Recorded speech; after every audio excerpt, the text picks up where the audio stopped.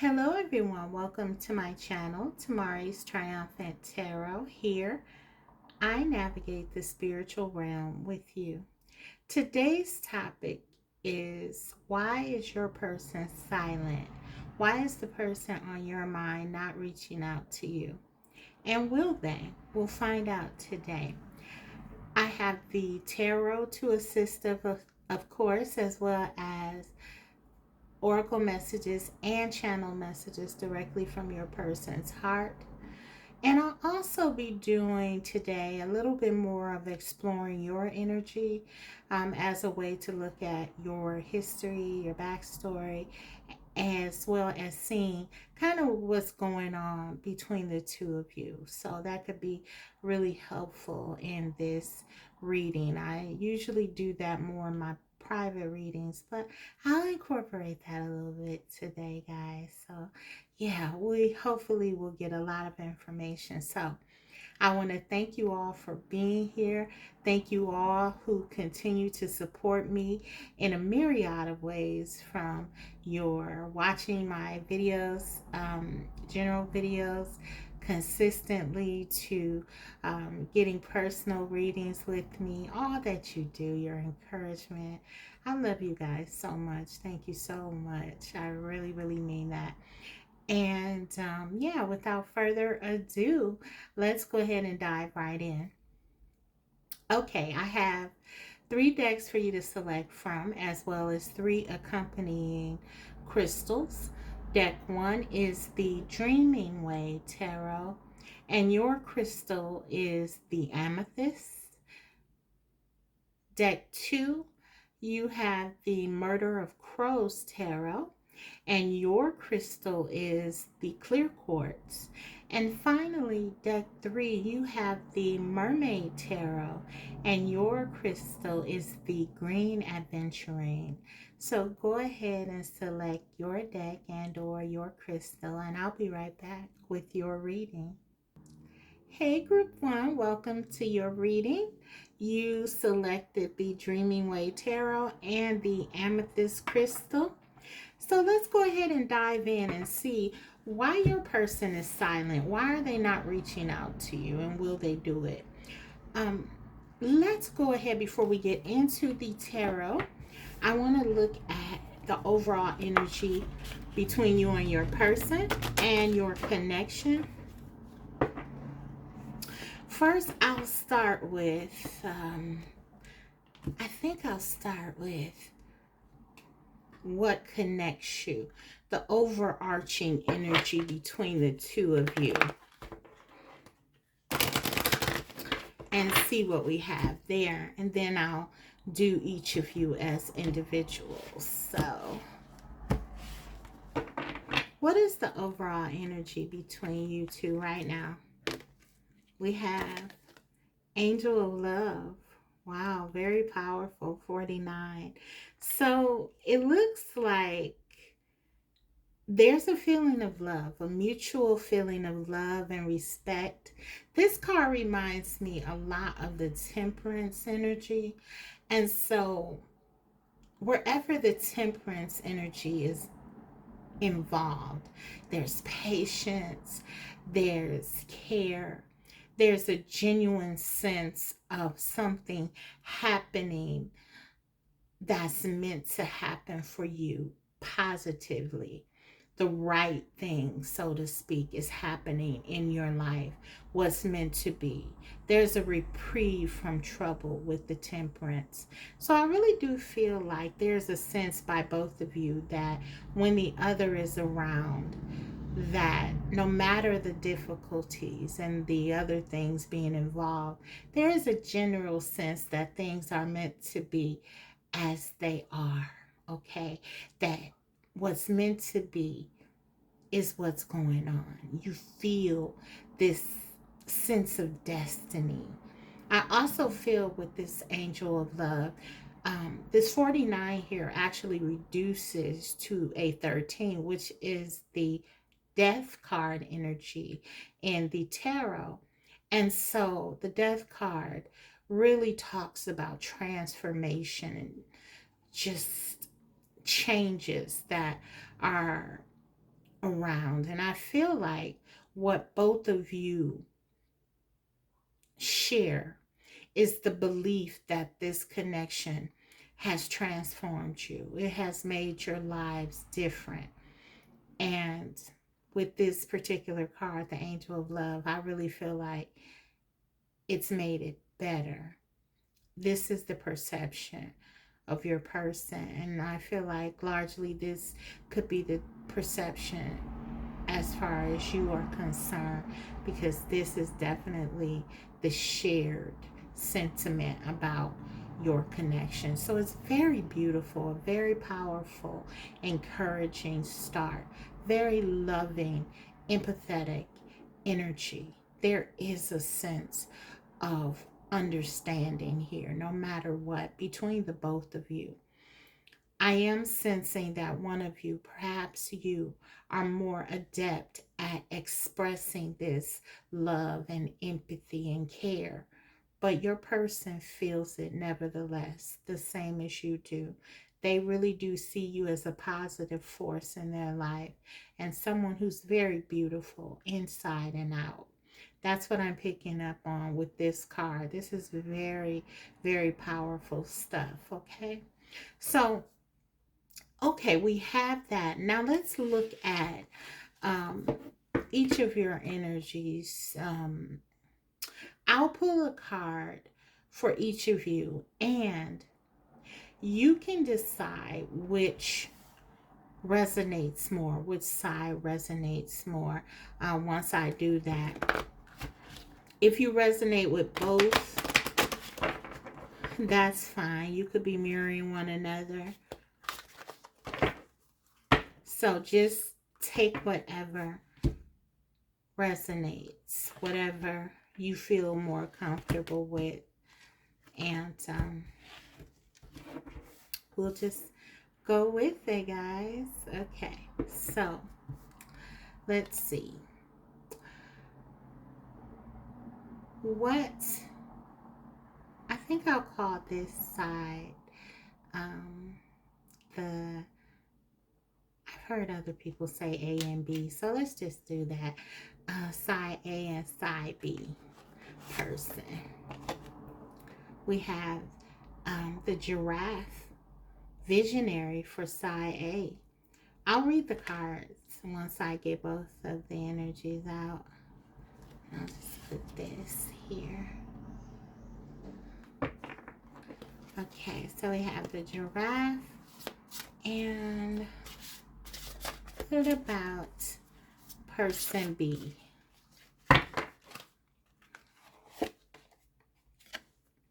We have the black bear, guardian, gentle and wise protector.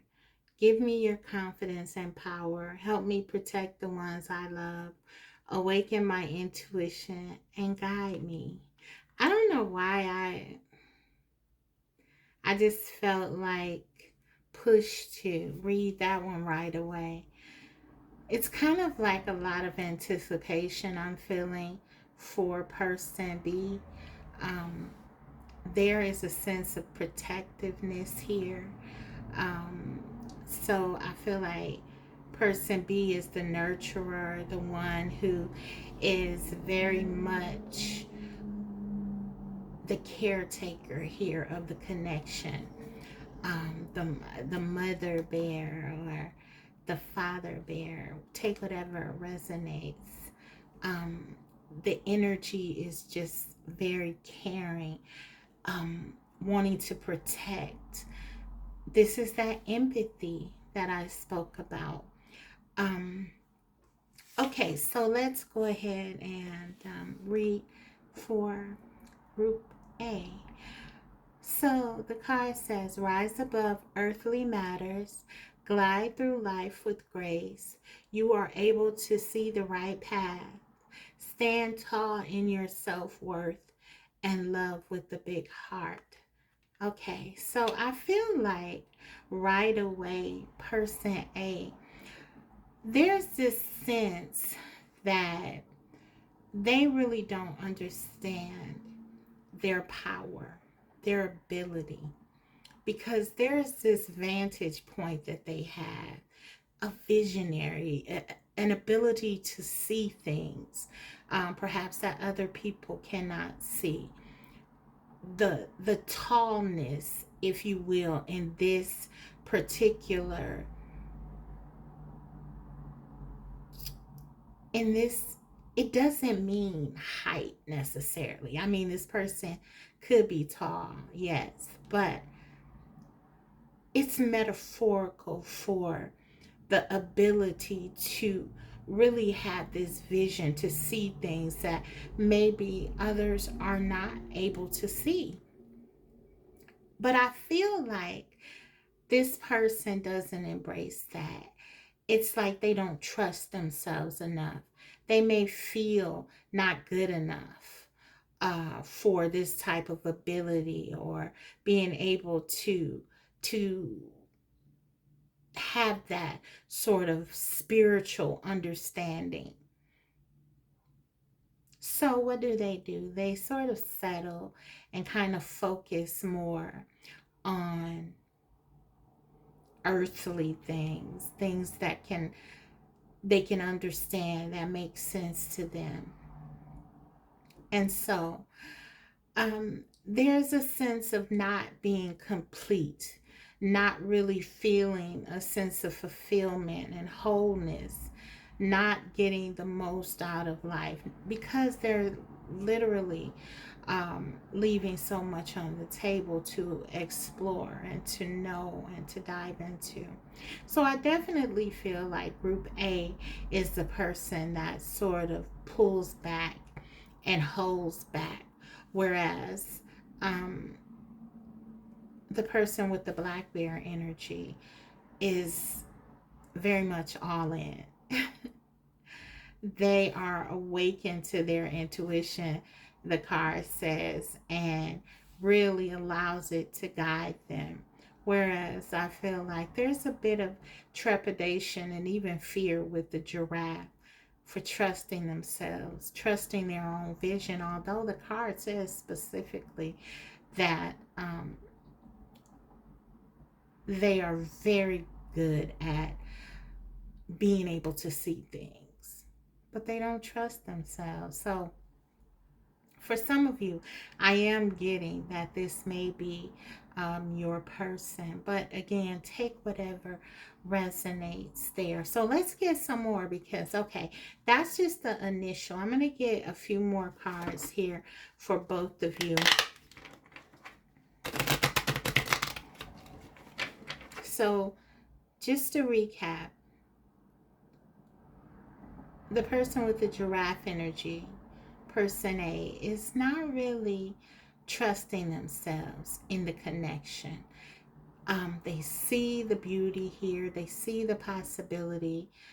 They are visionary. They may choose to sometimes ignore it, even though. Whereas person B, or the black bear energy, there's a sense that you are really the caretaker of that, of the connection, the protector.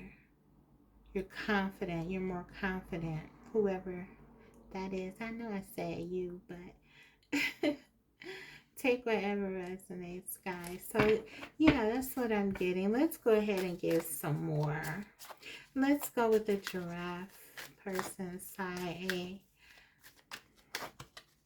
What is their energy toward their person and this connection? We have third wheel. Interesting. The number 37. And you can see these people. It's three people here, and one is hugging the other, and then these two are holding hands kind of in secret. So there could be like a third party situation. It says third wheel. Enemy, distrust, flirtatiousness is what's at the bottom here. So that could be relevant to your connection. There could be a sense of something being hidden, something not being able to be expressed outwardly. And this could be really impacting um, the giraffe person. This is something that really may be bothersome for them. So let's see. Let's get more.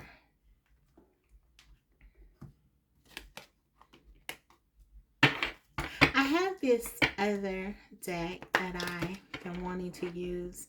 I love to work with colors and just, um, I like to use a lot of different things in my work with tarot, and so colors, numbers, things like that, all of that. And so I got this deck I've been wanting to use. So this is really focused on there has wording on it. It has wording on these cards, but this also has a color component. So I'll be looking at that today as well. Um, let's see. For group A or side A,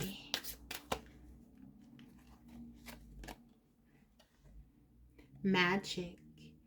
So yeah, there's this sense. I feel like I keep getting like group A doesn't really realize their power, how powerful they really are. There's so much that hasn't been tapped into over here. This energy. Um, I feel like also that person A really has a lot of positive thoughts about person B that they don't say. It's kind of hidden, just like the body language here. It's like they want to give more, they want to say more, they want to do more. They find this connection so magical and so incredible and fulfilling, yet they're held back. They're held back.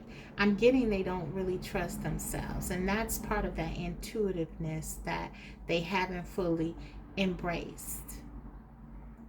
So yeah, I definitely feel like person A wants to give so much more than they actually do to this person. Okay, let's grab one more here, and then I'll go to the other side. Let's see. We have growth. I want to expand my consciousness and my awareness. Exactly. Thank you, Spirit, because this is really what I'm picking up on. It's like person A really has so much that they haven't tapped into. It's really a magical um perspective. Something very beautiful awaits them if they would only trust it, and walk towards this light. um we have 37 here on this card. As I said, that's a 10. When we reduce that, that's perfect happiness, bliss, completion. That's getting what you want, fulfillment, with this sun card here. I feel like there is so much to gain for person A. Again, if they were to just embrace it, but there is fear. There needs to be growth and development here with person A. There's something that is holding them back. They haven't fully reached some kind of level. Um, they're afraid, I'm getting, of their height. Literally, like they're afraid of what this might mean to them, being able to tap into this power and seeing things as they really are.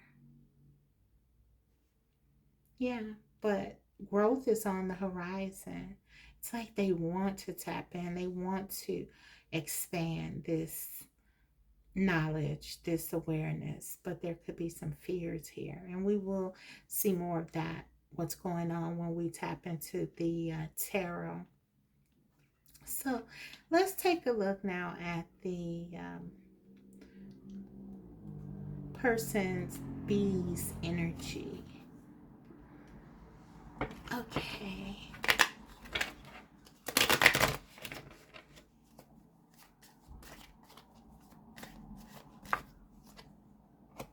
We have schedule. So it says management, plan, organize. That's number 76 on the card.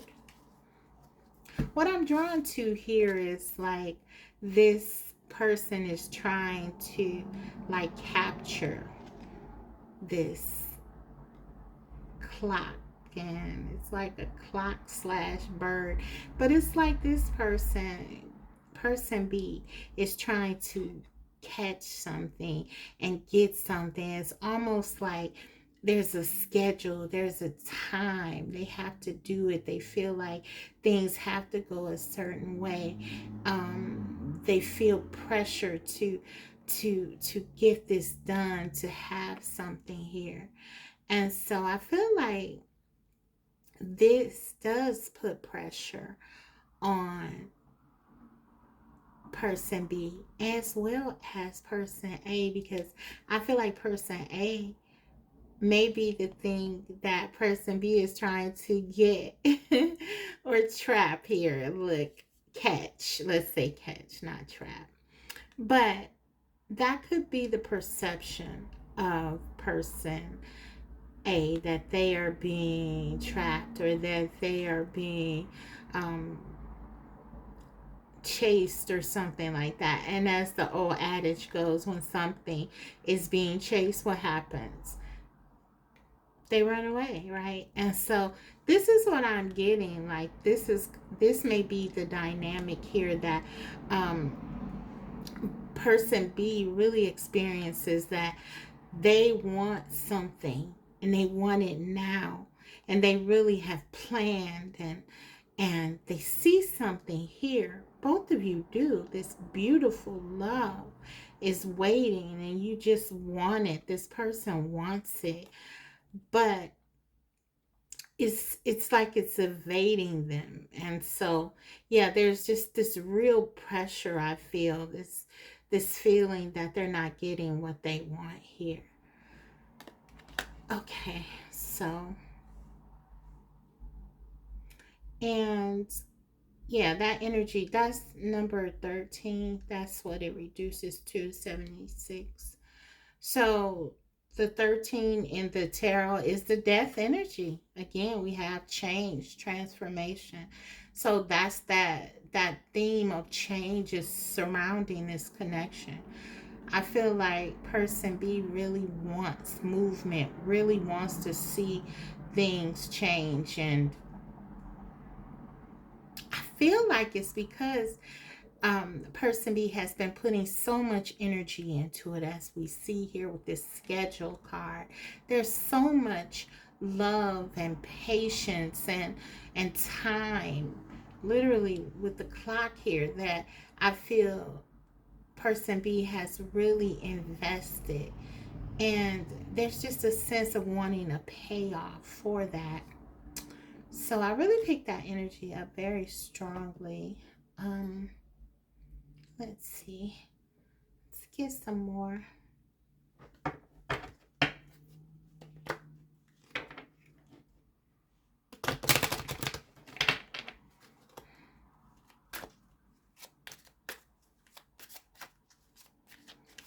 Okay, we have pain. Yeah, there's suffering here from person B. Person B feels like they're not getting something that they really want badly, that they really have worked and tried to um, ascertain. There's a lot of emotions involved on this side. A lot of emotional investment. The red really does talk about that. A lot of emotional investment here. Um, Emotions are really running high for person B right now. And literally, there could be a sense of pain and just not getting what they feel they want here. Wow. Okay, let's grab one more.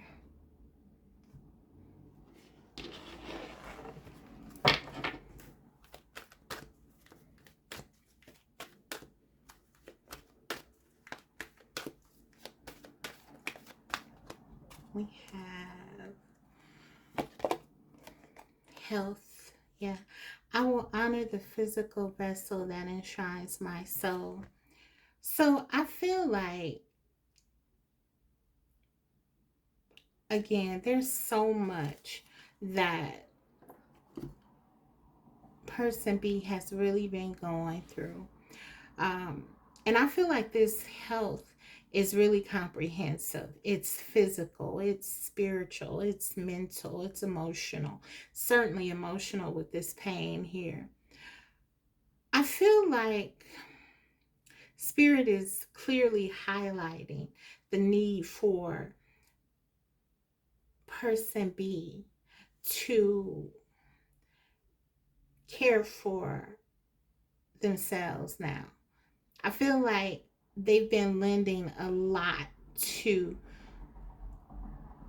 person A, giving a lot to person A's development, really caring for them and trying to help them to learn and to see their power and to get in a space of spiritual acceptance, emotional, embracing their emotions. I'm getting. But Spirit is saying, highlighting that person B really needs to focus on themselves, caring for themselves, nurturing themselves. This pain is indicative of something being wrong, that something is out of balance, that something needs to shift and change. And this is what this is. This health this health card too is suggesting that. So I'm kind of getting that, again, person B has been nurturing, caring for the connection, really mothering it. It's the baby for person B. And there's a lot of pain, a lot of responsibility. Um, person A has sort of been struggling to open up and to really understand what the connection is. And there's this dynamic I feel that has been created where person B is giving and giving and giving, and they're not getting anything back. There's no reciprocity here. And it's simply because, well, it's nothing simple about it, but it's because person A is not on the level of person B spiritually or emotionally. That's what I'm getting. So I feel like with that information, most of you should know which side you really relate more to, how you feel you show up in the connection. This hopefully has kind of told you a lot about it.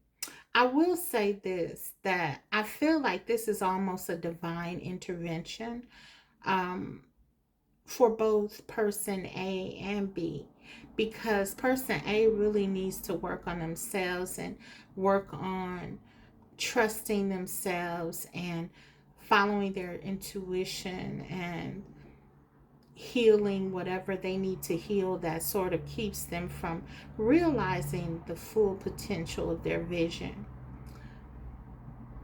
And person B needs to take a step back to care for themselves. the divine wants this love, that this outpouring of love and care and empathy, this kindness, to really go towards themselves. That's what's being highlighted. So I feel like, in terms of the question, why is your person silent? It almost seems like a natural progression of things, like the divine has intervened in order to make things more balanced, right? So that's what I'm picking up on. But okay, I want to say something more though about this color with the because this is purple, and I don't think I mentioned that. Um, this is really, again, highlighting the growth, the transformation, the elevation that person A is going through. They're really going through a metamorphosis of sorts. Um, because purple really represents higher level chakras, right? So this person is coming into some kind of awareness, and we see this. I want to expand my consciousness and my awareness. Maybe before they weren't open to it, and I feel like they are very much now. And as such, they're being given exactly what it is that they want, this ability to open up and to learn more about themselves and this connection. So, okay. Wow. A lot there to unpack. I want to go ahead and get into the tarot now and just kind of see what comes out there. Okay. One moment, guys. Okay, guys. I decided to leave the energy here. Um, as we look at the tarot, we can reflect on that if need be. Let's see. I want to ask the question now. We got a lot in that opening. Why is your person silent? Why are they silent?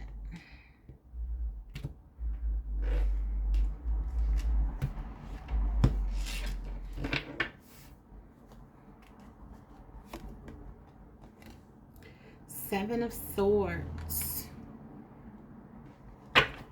Why are they silent?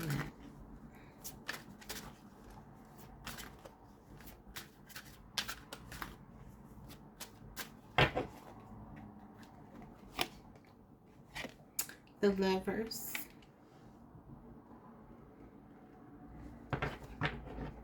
I feel like this is a third party for some of you.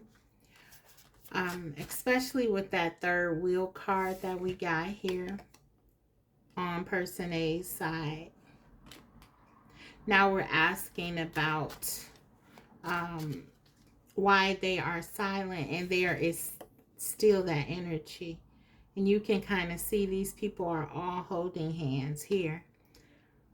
So and with the Seven of Swords, I definitely feel like there's something going on with the third party in this one. Okay. We have, Queen of Swords. Let's get one more here.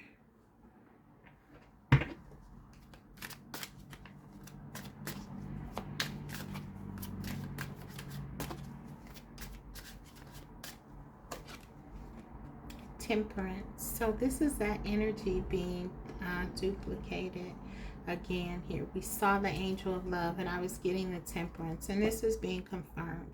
So there is patience, there is love here. Whatever else is going on, this Temperance energy, your person is not reaching out to you partly because they feel like it's the best thing to create this space. And this is their higher self. This is that divine part of themselves, that tallness, if you will, that allows them to understand that until they're able to figure some things out and get in a space where they feel good enough about themselves to be able to accept this love, that it's probably best to focus on pouring into themselves and their growth. This is what I feel. But the Seven of Swords here tells me that your person feels some kind of guilt. They feel some kind of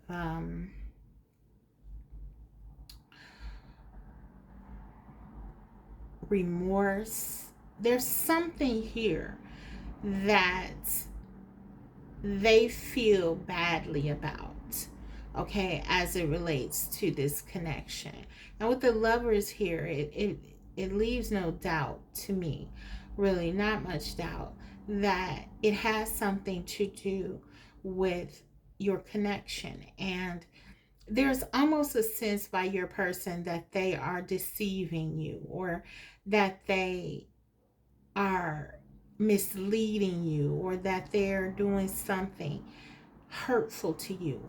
And maybe in the beginning, because they were not very focused on spirituality or their growth, or they were just really in the world, so they were in survival mode.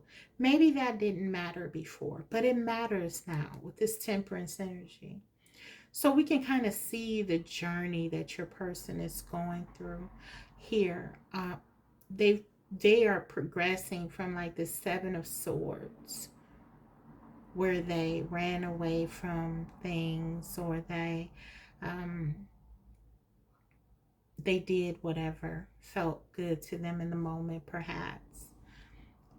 That they've there's a sense that they have grown. This is what I'm getting. There is a progression. There's something here that they feel they need to correct, is what I'm getting. And I feel you believe this as well with this Queen of Swords here. I feel like this is your energy. You have had to take a protective stance yourself. And this card says wise protector. So maybe you felt like you had to stand up and kind of protect yourself here, group one, and give this balance to yourself. And that's what the cards were really highlighting, the need for you to do. So if that is the case, it's really something that is showing you are on the right path. But yeah, I feel like your person is not coming to you because, as I said before, there's divine intervention here. There's a sense by your person, because of the transformation that they are going through internally, that the way things have been in this connection cannot persist, and they want to grow. We saw that card that talks about their growth. They want to grow. They want to do better. They want to release the things with the Seven of Swords that have not been good for them, and step more into the Temperance, this energy of love, compassion, empathy, and balance. And I feel like you have stood your ground and encourage your person to do this, even as it may have been painful to do that, because I do feel like um, group one, you want to be with this person. You really do want this connection to work. You feel like this is your person, but you have been able to step into your rational, your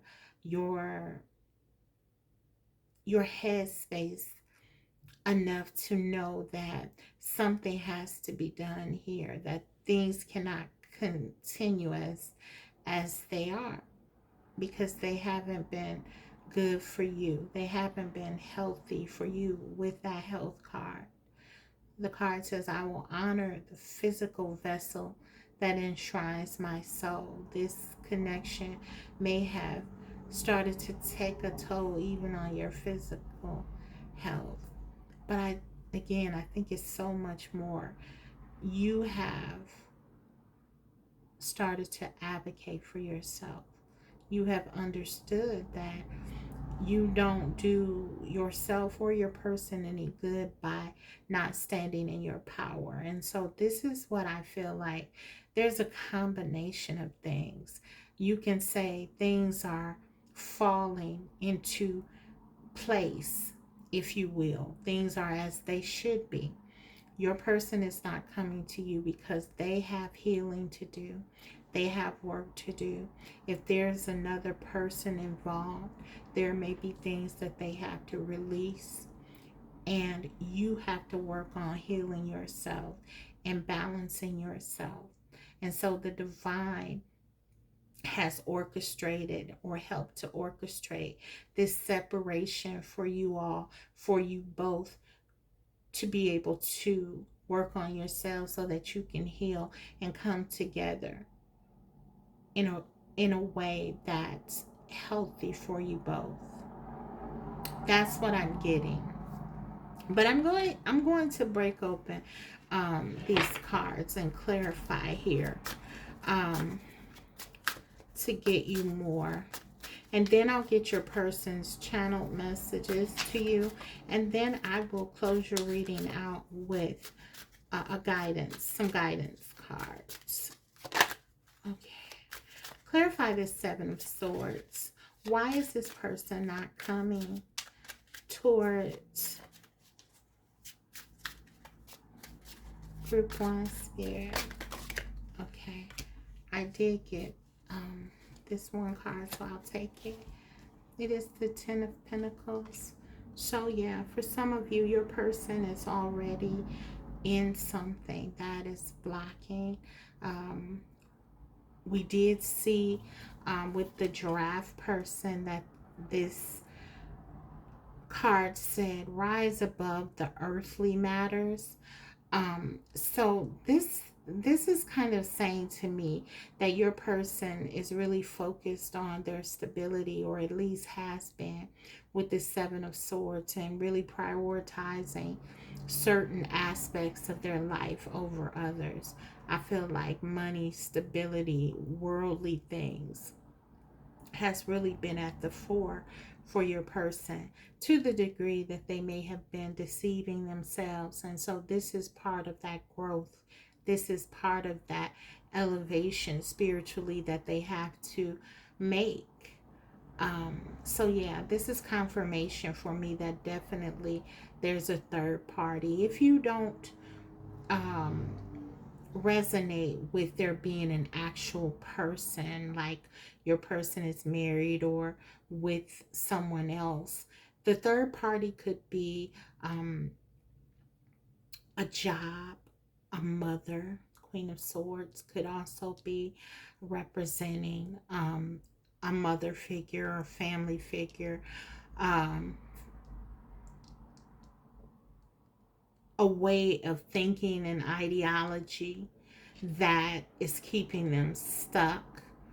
For example, I cannot focus on a relationship until I fulfill all my goals, my career goals, something like that.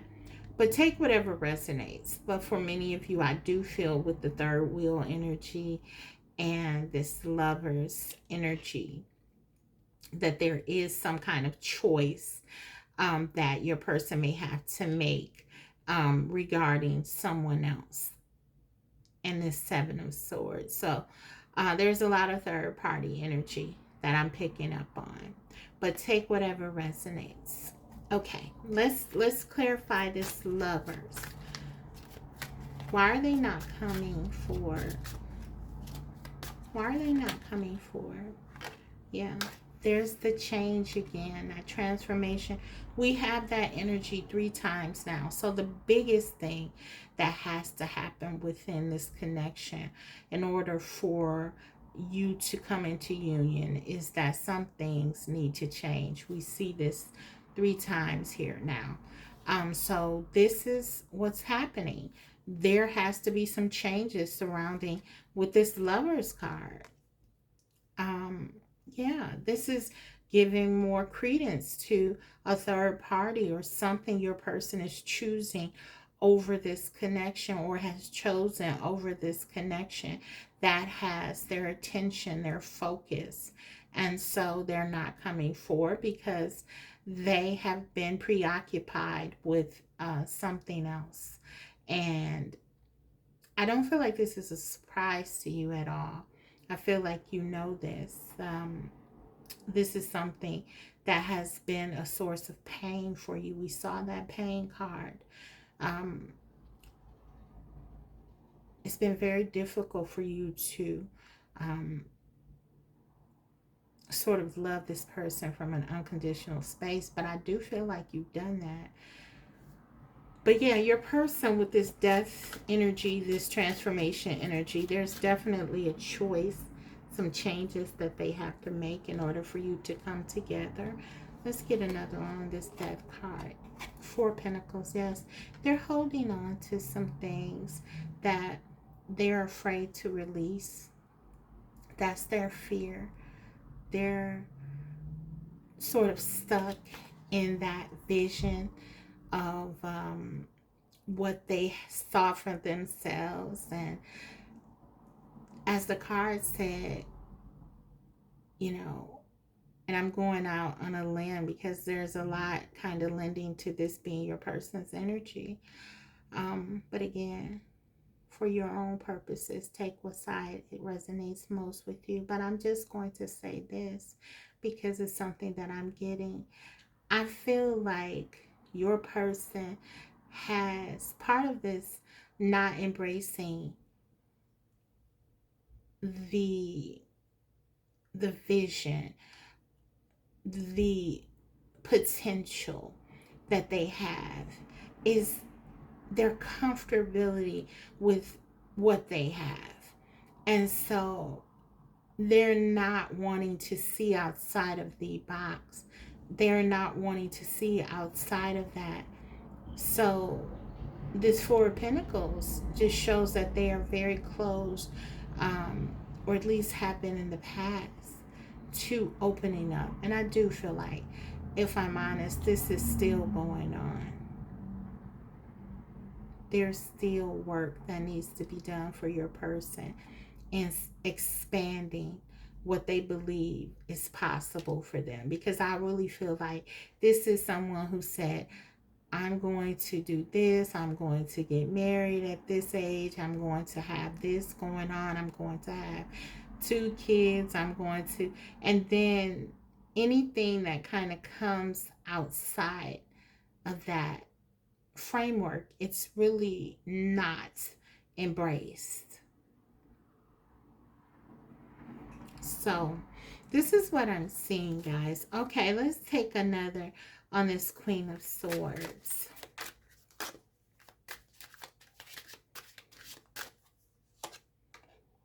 Eight of Swords, yeah. For some of you, they're stuck in a situation with this Queen of Swords. But for more of you, what I'm getting, this is your energy. And with this 8 of Swords here, I feel like you're freeing yourself from actually being stuck. You're working on your healing, your balance. You're initiating your boundaries as a way to protect yourself. And I say that too with this Queen of Swords, because I don't want to, I'm not getting that your person really feels necessarily like they are stuck. They could be stuck, but I don't feel like they feel they are. They feel they're doing what is right for them. So I don't want to suggest that this is something that's forced. I believe that they are choosing this, but it's based on some faulty beliefs, perhaps, and some self limitations that are really restrictive, is what I'm getting. Okay, so let's take one for the temperance.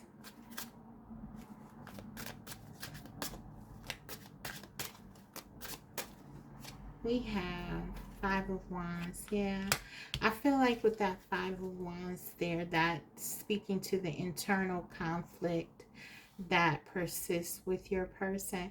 Why they are not coming forward is because they're not sure how to resolve these feelings that they have.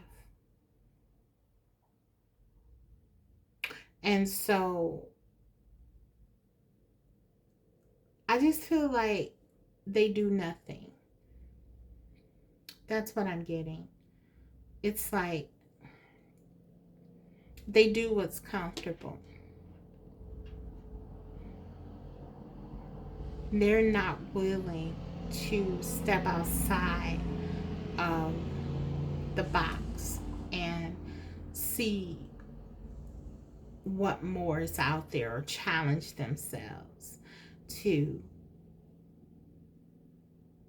having something different. That's what I'm getting. So let's go ahead and grab some channel messages directly from them.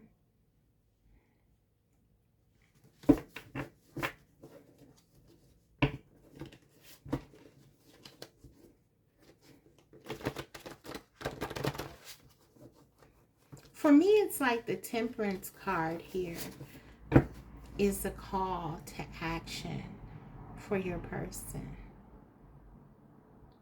But the Five of Wands says that they're not ready to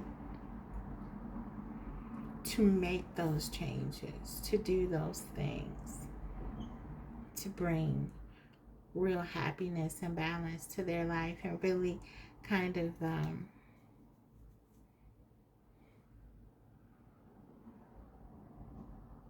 expand themselves, to see just how magical a life that they could lead. I almost get like, because we saw that Magic card, it's almost like your person is selecting comfort, because it's more, it's more familiar as opposed to magic, which is unknown. But they feel this connection. They feel that it could be so wonderful with you. But it's like they're afraid to chance what they have or something like that. Or they're afraid to let go of the lifestyle that they've been comfortable living. Is what I'm getting. Okay. Let's hear from them, though. What do they want to say to you? Wow. Tired of living a lie. So you see, this time has been very important. And now you can see, I feel like with you focusing on yourself and really, removing this pressure. So let's say, we saw this image here, and let's just say you are person B, right? The nurturer, the one who has been really carrying the connection, right? Loving and planning and organizing and keeping this connection. Well, it really hasn't allowed your person to really see it for what it is, which is something beautiful and divine. I mean, I do feel like they have been able to see by just being with you at times. There's something that comes through. an innate part of them just resonates with an innate part of you. But I feel like a lot of times they're running away in the Seven of Swords energy, and your energy, even if you are not, I'm not suggesting you're chasing physically, but your energy is so concentrated on the connection that they may feel it. And so, yeah, they may have, run away from that. But I feel like now, with you and the Queen of Swords, this is game change time. Things are changing, and I feel like this has really, your absence or your removal of your energy has really allowed for this person to sort of see what it is that they would be missing. Okay, so let's see. Yeah, they're tired of living a lie, and I feel like that's that Seven of Swords. That lovers card. Okay, let's get some more.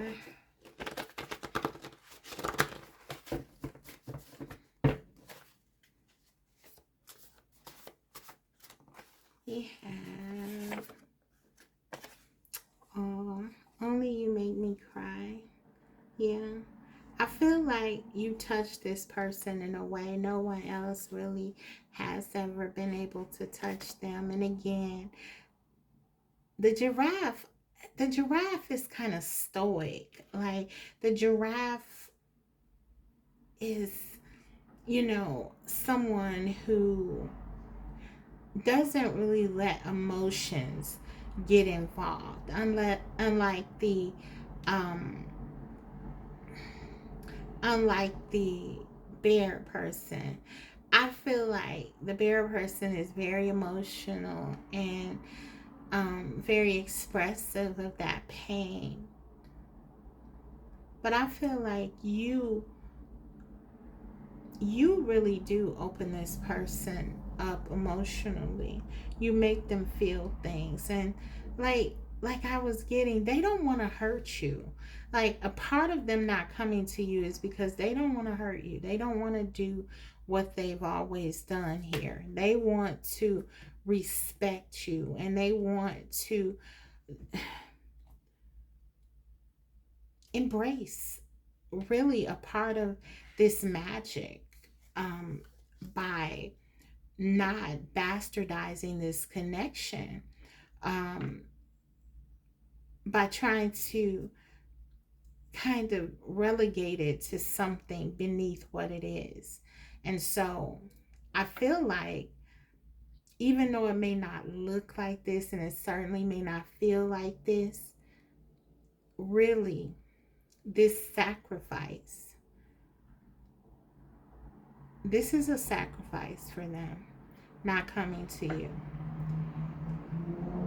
And it is really highlighting their growth, because it's like, I know that I'm not ready, so I'm not going to complicate group one's life.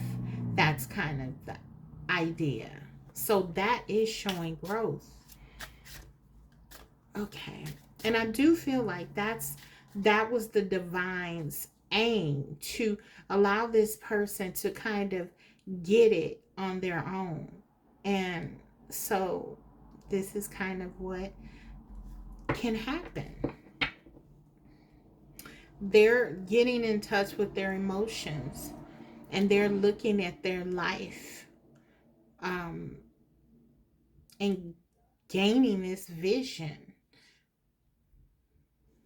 Okay, let's get one more and I'll close your reading.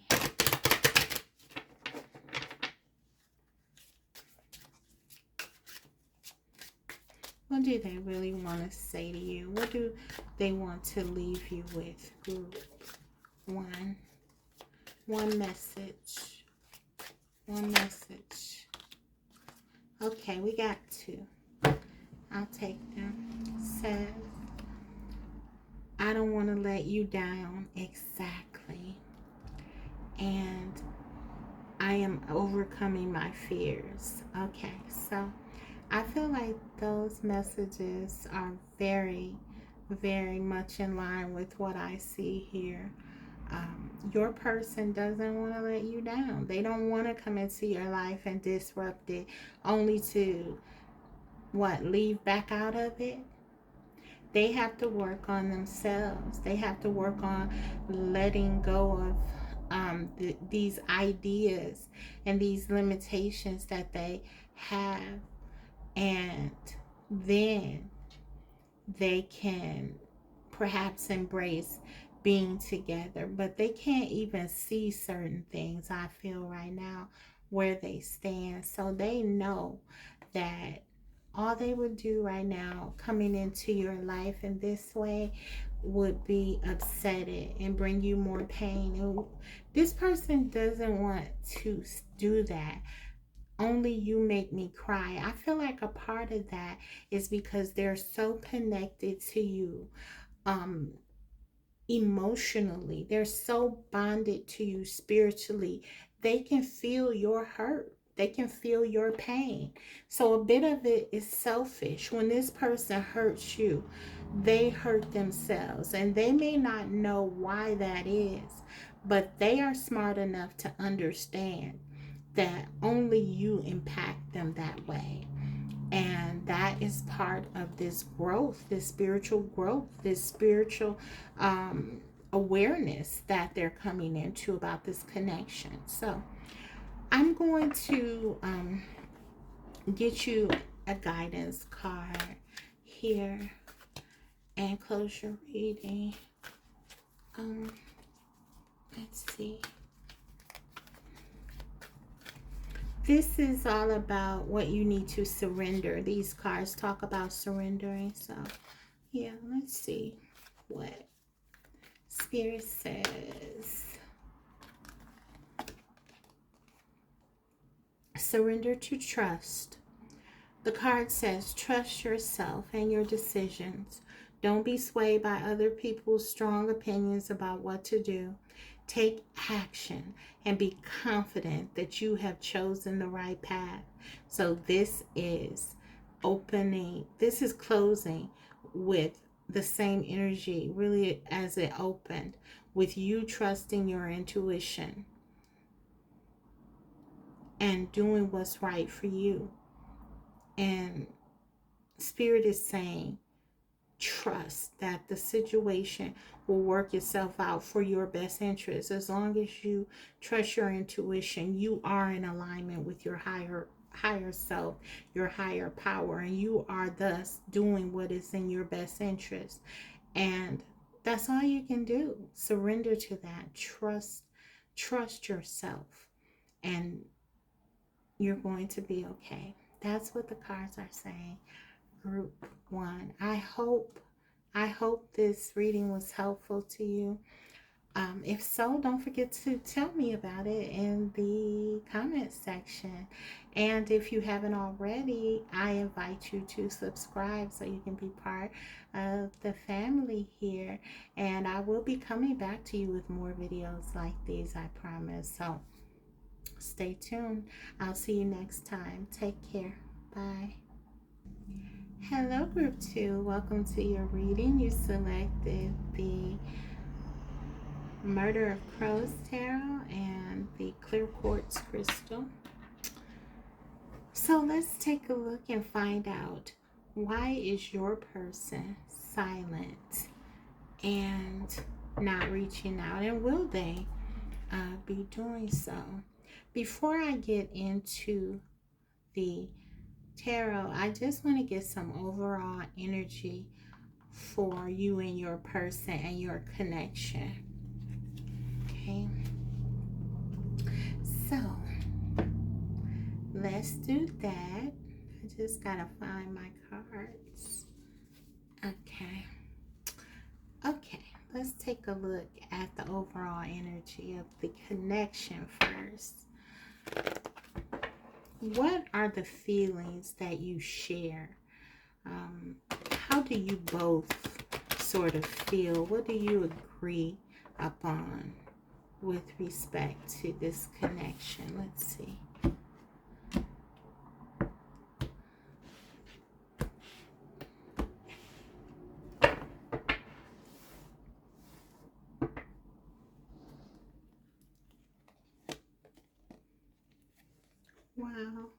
broken heart. So you and your person both, whatever is happening, you both are feeling disappointment, sadness for not being together. I'm getting not speaking to one another. You both share this sense of being dismayed about where things are in your connection. You both share the passion for this connection, and thus the inevitable heartbreak that's associated with any separation or dissolvement of it. The 9 is connected to the Hermit energy in the tarot. I feel like this is definitely a spiritual connection, a definite, powerful connection that's deeply felt by the both of you.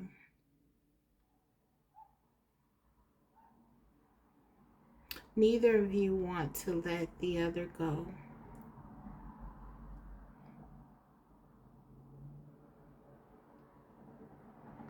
That's what I'm getting.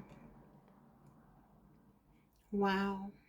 The nines in general can talk about something being like, for me, it's like it's not done, it's not over, it's not, you're not letting go, you're not giving up, no matter how long it's been that this separation has been going on, or not speaking to one another, or whatever the scenario is. It's like no one is waving the flag of defeat. No one is willing to say goodbye. Not truly. So there's this sense of like a lack of closure that enhances this feeling of pain and hurt, brokenhearted. That's the energy you both feel. So just know, whatever you feel, group 2, you're not in it alone at all. Okay. So let's see.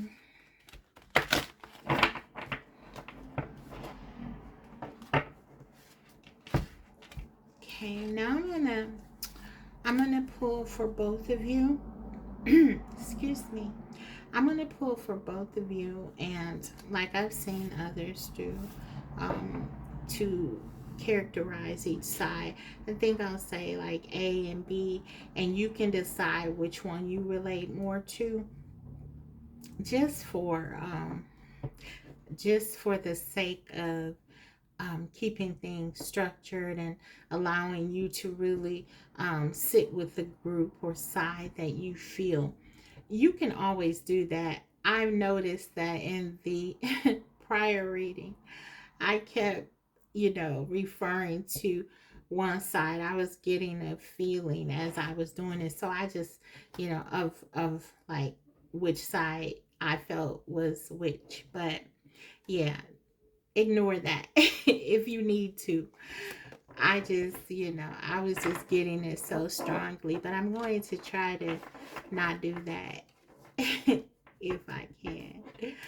But yeah, sometimes I just feel like, okay, this is you and this is that person. So, but take whatever resonates, guys.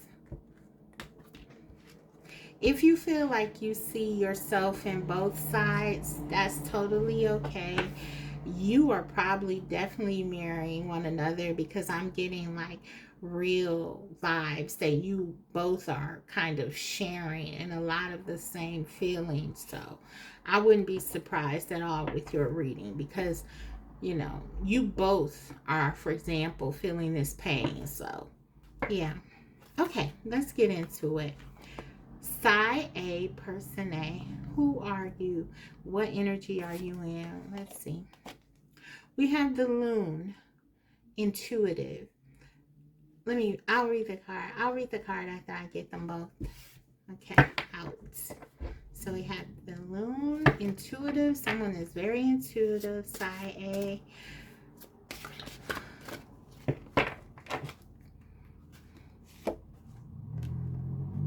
And we have the Moose, Psi B. And the card says wisdom. Okay, I'm going to start over here on Psi A. Let's get it. Okay. Loon, intuitive. Listen to the song in your soul. Trust your intuition as you have a way of knowing. Emerge from the busy life and seek more solitude. Recognize that you are unique and that you are loved. And the Moose says, let your head and mind reach to the stars, yet keep your feet grounded on the earth. Listen to the ancient wisdom in your soul. The ancestors speak through you. You know much. Wow. Well, I'll tell you what I'm getting very strongly. Like both of you are spiritual powerhouses, very, very powerful people. And I'm getting like strong spiritual connection here between the two of you. I don't even know which side is which right now.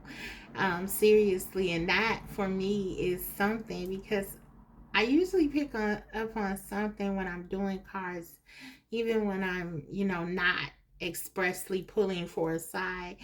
But yeah, here it's kind of like either or. This is such a mirroring situation where both of you are just on the same page with one another that it's overshadowing everything else.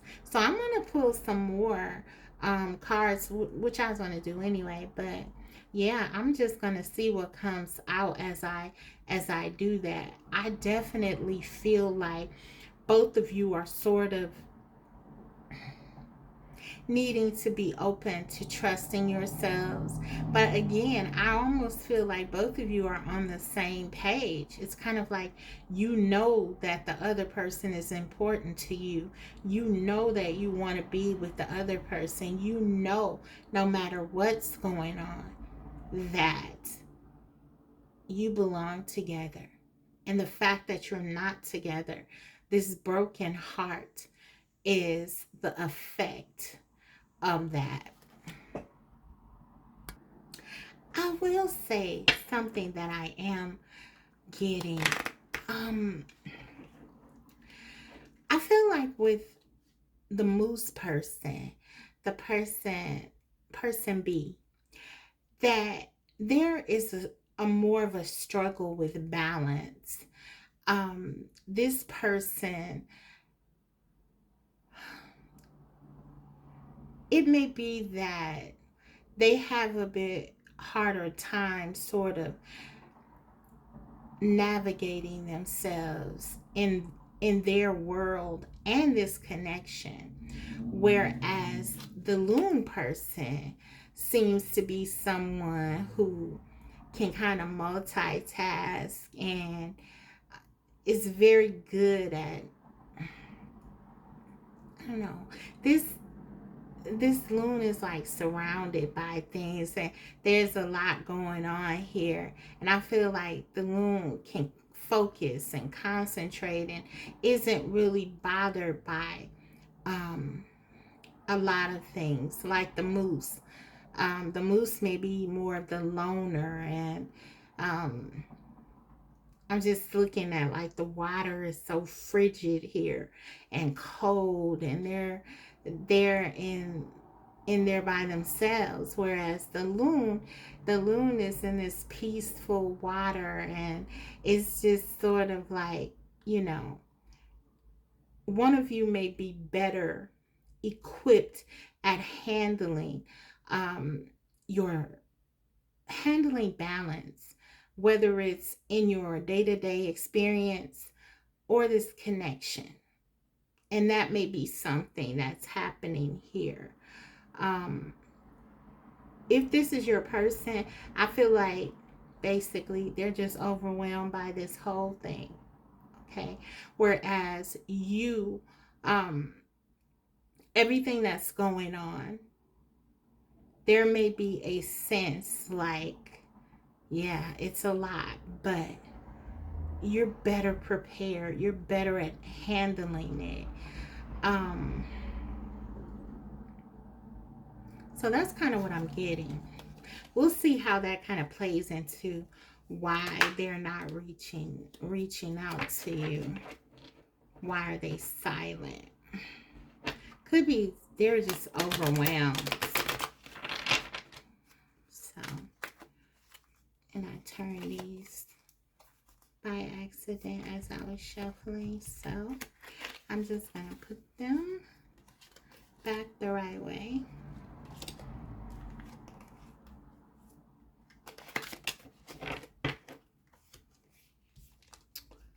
Okay. I don't know how I did that. Okay.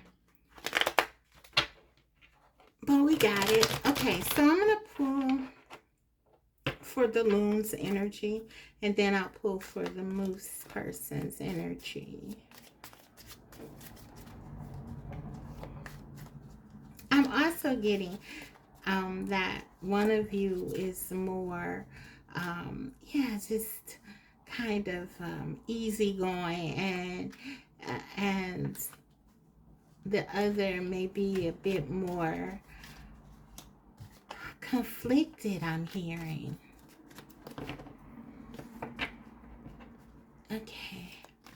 Okay, let's get some energy for the loon.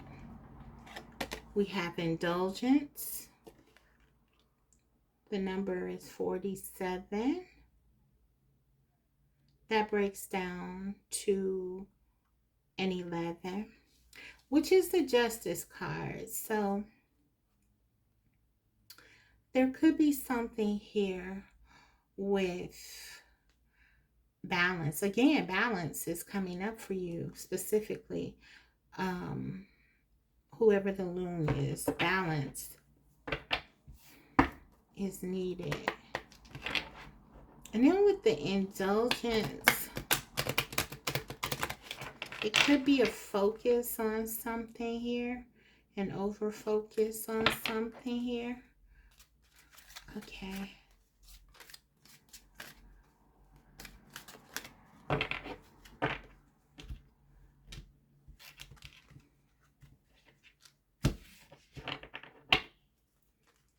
Let's see. We have cleanse.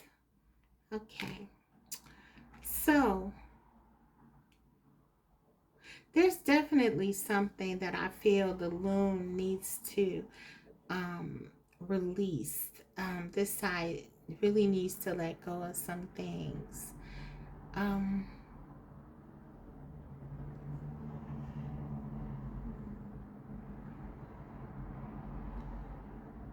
Interesting. These are color-coded cards. And so we know, like with the blues, this could be about communication. This could be about, I feel like for the loon may not be communicating something. The loon may be holding things back.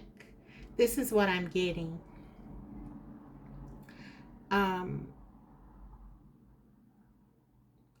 I'm gonna tap more into it, but I'm getting like this is the energy of someone who's like you. This person does well with sort of wearing the mask, but it's almost like some kind of purging or cleansing needs to be done here, is what I'm getting. Let's see.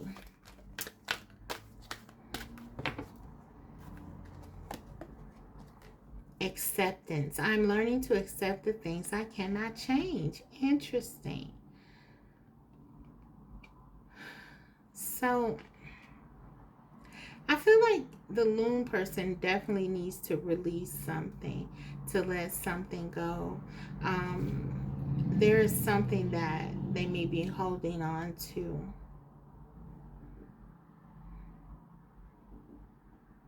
Maybe this person also, in the context of this connection, is not facing it. It's because these people are kind of drinking, and there's this issue of acceptance. It's almost like I'm getting the energy of person A not wanting to face this, not being able to even look at this. And there may be a sense that they are keeping their real feelings hidden and sort of foregoing their truth as a way to sort of not have to deal with the pain. But the pain isn't going anywhere. It's just being masked by all these other things. That's kind of what I'm getting over here. Group one, I'm getting a strong sense that it's like very difficult for whoever the person A is, the loon person, to sort of deal with their emotions. I feel like this person holds space very well for other people. It's like you could be that person in your friend, or they can be, let's just say it that way, that person in their friend group who is the go-to for advice, who is the person that everyone relies on. There's this sense that the loon just knows what to do. The loon also can be seen as like this beacon for others. They have this like mating call, and they can call out to their mates and people who may be lost or need help. But I almost am getting like, it's like I take care of others, but who's here to take care of me? It's like no one is there to do that. And I almost get like, instead of really focusing on caring for themselves, the group A, the loon person, tends to kind of ignore their needs and really focuses on what someone else needs, the other people around them, to the degree that it's almost like, with this indulgence card, that it's almost like a habit. It's almost like something that they do without really even, it's so common that it's they're indulging. It's just how they live. And I'm getting like with this cleanse card that this person often feels very much like they are alone, like no one. And it's kind of sad, because it's almost like this is the person that always holds up for others, but no one is there for them when they need them. I think a big part of it, though, is because the loon person A tends to be so good at handling things that no one really believes that they are ever in a situation where they're down and they need someone to help them. So it's kind of like this unfortunate, identity that they've created by being so giving and generous and kind that often they're neglected. Their needs are neglected. So I'm just feeling like, I know I'm kind of getting off course a little bit with the connection, but I don't think so too much, because I do feel like this plays a role even in the connection with the moose, where the loon person was giving and giving and giving to the moose, and perhaps, you know, was feeling this lack. Um, there was no balance. And I feel like, as the loon always does, it's like they've had to kind of pick up and do whatever they needed to do, and never really had a chance to heal or focus on themselves, or really cleanse. And so these feelings are just sort of there, and this brokenheartedness, and yeah, I feel like this person is always there for others, but may feel like they don't have people hold space for them in the same way. And I feel like they may feel a bit that the moose person B, has been neglectful of them, but instead of embracing and kind of healing and sitting in that, they may have just been going on as business as usual, really not able to focus on this because it's too painful. So this acceptance, it's kind of like, you know, facing something, harsh truth. I feel like it's very difficult for the loon to do this, and so this person may feel stuck a lot.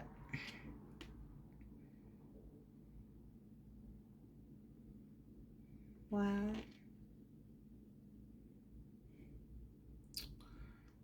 But I just feel like this person really needs to open up and talk about their feelings and their needs, what they need. Okay. Okay, let me get to the other side, because I said I don't want this to go too long, and I still have to get the moose's energy as well as get into the tarot and all of that. So let me grab this and I'll look and kind of compare what's going on. So what's happening with the moose's energy?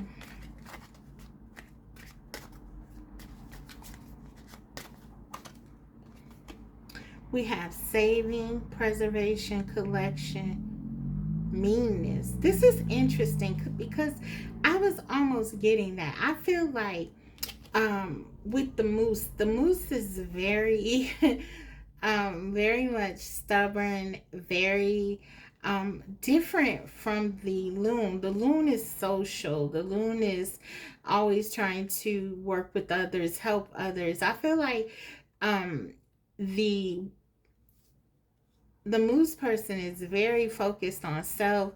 With the money here, it could be business, money, career. um they're going to take care of themselves first. I feel like if there was a lesson to learn from the moose, it would be this: that for the loon, that they need to incorporate more of self-care. um of course, the moose may go overboard and get onto the side of selfishness. And I feel like their lesson could be to be more open to others and helping others. And so this is kind of where this balance could really be great for both of them to come together and teach one another these lessons. But I am getting something very stubborn about the moose, and there's this sense that the moose expects things a certain way. They're accustomed to having things that way. They're much more um, they're much more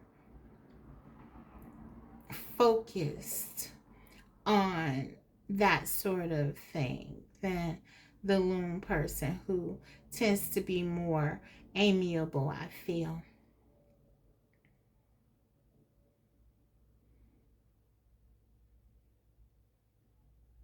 The number 49, this could be significant to you. This reduces to a 13. This is transformation energy. We've been seeing that a lot um, in my readings with the change. So there's definitely some kind of transformation surrounding the moose person right now that they're going through, I feel. Um, this brokenheartedness is very interesting for the moose person, because I feel like it's really for both of you, because I feel like to a degree both of you sort of don't necessarily address your feelings head on. Okay, you may go about, your approach may be different, but I feel like you both sort of wear a mask, and you don't necessarily address things. Like for the loon person, I feel like, okay, maybe you go out with friends, you tend to just try to forget about what's going on and just kind of go day to day, and maybe helping others is your thing that you do. um I'm getting empathic vibes a lot too here. I feel like you help others as a way to heal yourself a lot, and empaths do this all the time and kind of forget about themselves in this. But yeah, the moose, we're over here. So but the moose is someone I feel who, they're very much, they're not good at the feelings thing at all. And so they avoid them like the plague usually. But I feel like the moose has really discovered something with regards to this connection. Or to say it another way, they've heard that call of the loon. They, their heart, their soul heard the loon's call, and they are listening. Like they don't know why they can't move past this person. But this is what I feel. I feel like normally this person has no qualms about kind of bowling over anyone or anything that kind of stands in their way. But they cannot get rid of this broken heart, these feelings that they have for the loon person. And I feel like this is almost something that frustrates, maybe even angers the moose person. And I wouldn't be surprised if something like that came out in their energy, because this is something that I'm getting very strongly. It's like they don't understand why they can't get over the loon, why they are feeling so strongly about the loon. They've told themselves, I have to focus on money. I have to focus on my life. I have to move forward. I have to, with the meanness energy here, they may have even told themselves, I have to be a shark. I have to, or a moose, I have to be cutthroat. I'm not going to be loving. I'm not going to be giving. I'm not going to call person A. I have to just cut this and let this go as soon as possible. But I feel like they haven't. They haven't been able to, because the loon has really opened them up to love. Okay, let's get some more. So even for some of you, I feel like, okay, the moose may be your person. And if that is the case, they may be silent. They're being stubborn, determined, but it's very difficult. It's more difficult than they've ever imagined for them to stay away from person A. It just really takes all that's inside of them to do that. That's what I'm getting.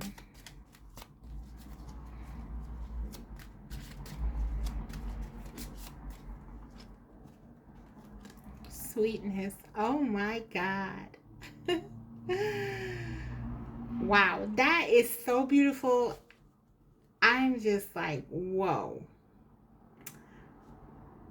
Group 2. It's like this moose person, the change is real. The transformation is real. This moose person is completely opening their heart with the sweetness card to the loon person. This moose has fallen in love. And so whatever else is going on, this is what this pink energy talks about, love. This is the heart chakra. This person is in love with this little loon over here. I really feel like group 2, what's going on here is that the moose person is really trying to fight their feelings for the loon. The loon has really rocked the moose's world in terms of their emotional life. They have fallen in love. And maybe they told themselves, we got this saving here. We got money here. We got practicality with the moose. This is grounded energies, earth energy. Could be a Taurus, Virgo, or Capricorn. Um, the moose person. But this is someone who, it's like nobody has time for that. That's the attitude, that's the approach. But it's like the loon has this call that speaks directly to this moose's heart, like no one else has ever been able to do. And it's like, even when they try to be tough or mean or distant, they'll think about the loon, and something just rushes over them. It's so beautiful. It's like they the loon really helps the moose to feel love and to embrace things, that the small things, the little things, you know. Enjoy the loon has taught the moose about enjoying life and love. And I feel like the moose is very protective of the loon. I feel like the moose would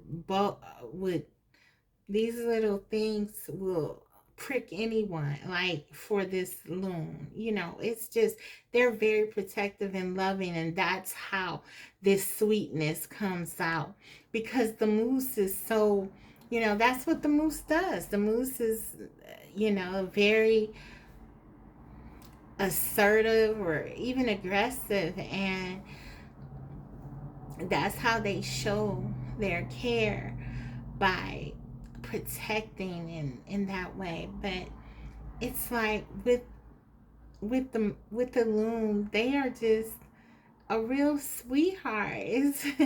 It's like the loon has taught them so much about what really matters. It's that perfect balance here. And I'm seeing, like, I'm almost getting like the yin and the yang. It's like the moose could have been teaching the loon about like standing up for themselves. And that might be the overall lesson that you're really that the loon person is really getting from the moose. How to advocate for themselves, how to stand up, communicate what they need and want. But it is so clear to me that the lesson that the loon is teaching the moose is about opening themselves up to love and, yeah, just embracing the small things. It's really beautiful. It's really, really beautiful. I can feel it. Okay, let's get some more. Let's get some more.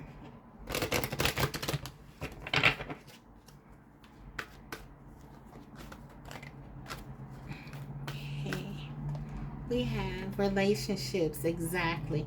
This is what the moose is learning about love, relationships.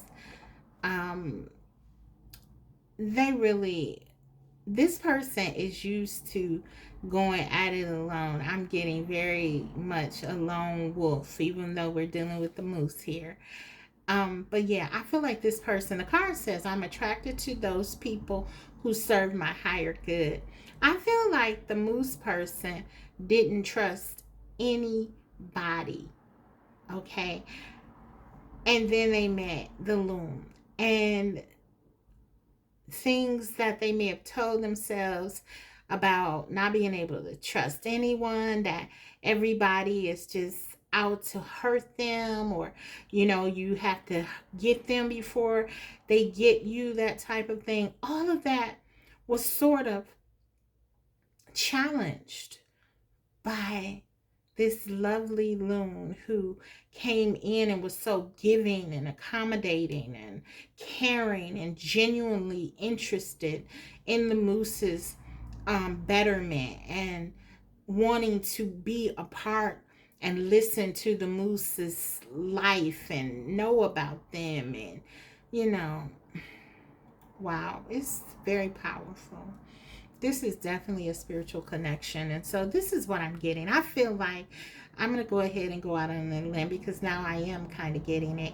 I feel like for some of you, the moose person is your person, group 2.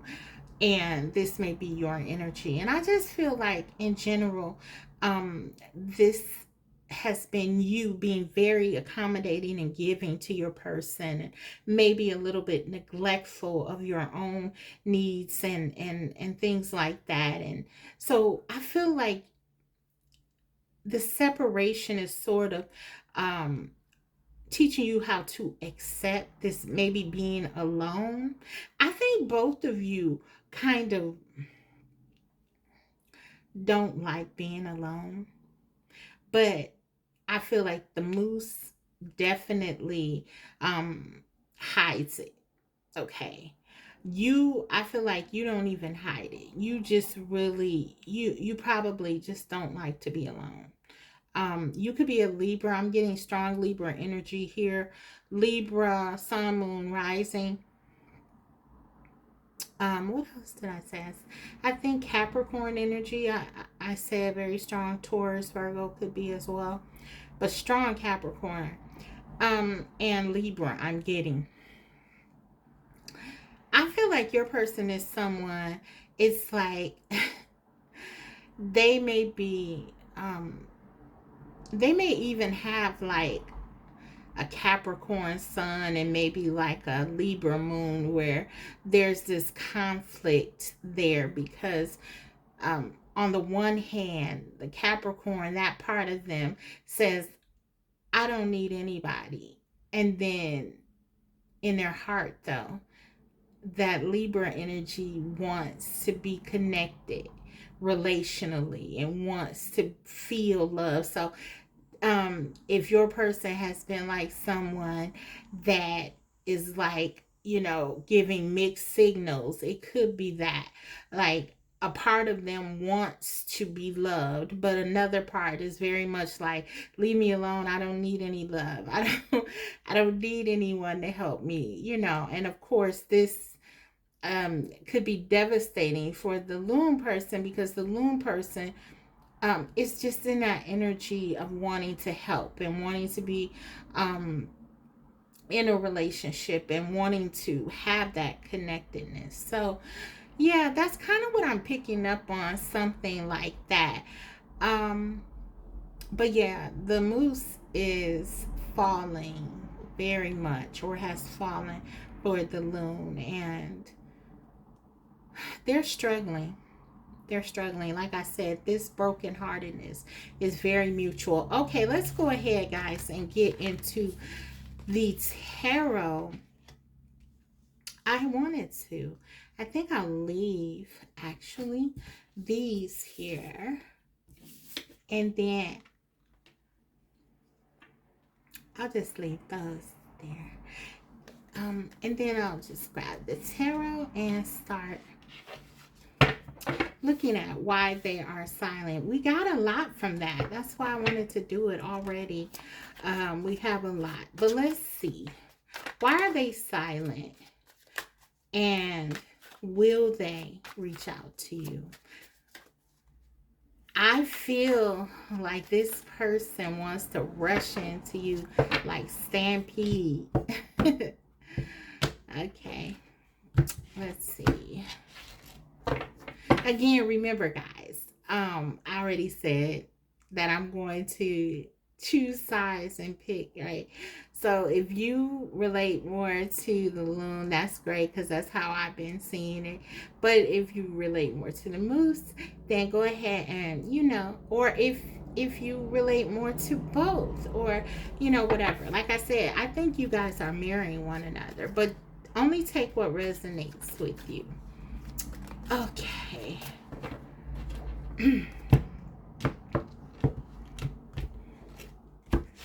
Alrighty. Why are they silent? Five of Pentacles.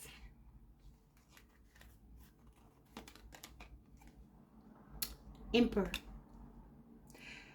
Okay, listen, if you're dealing with, and I feel you are with this moose energy, dealing with someone who's very much concerned. We saw that with the saving card, with finances, material things, being grounded. We saw earth energy here.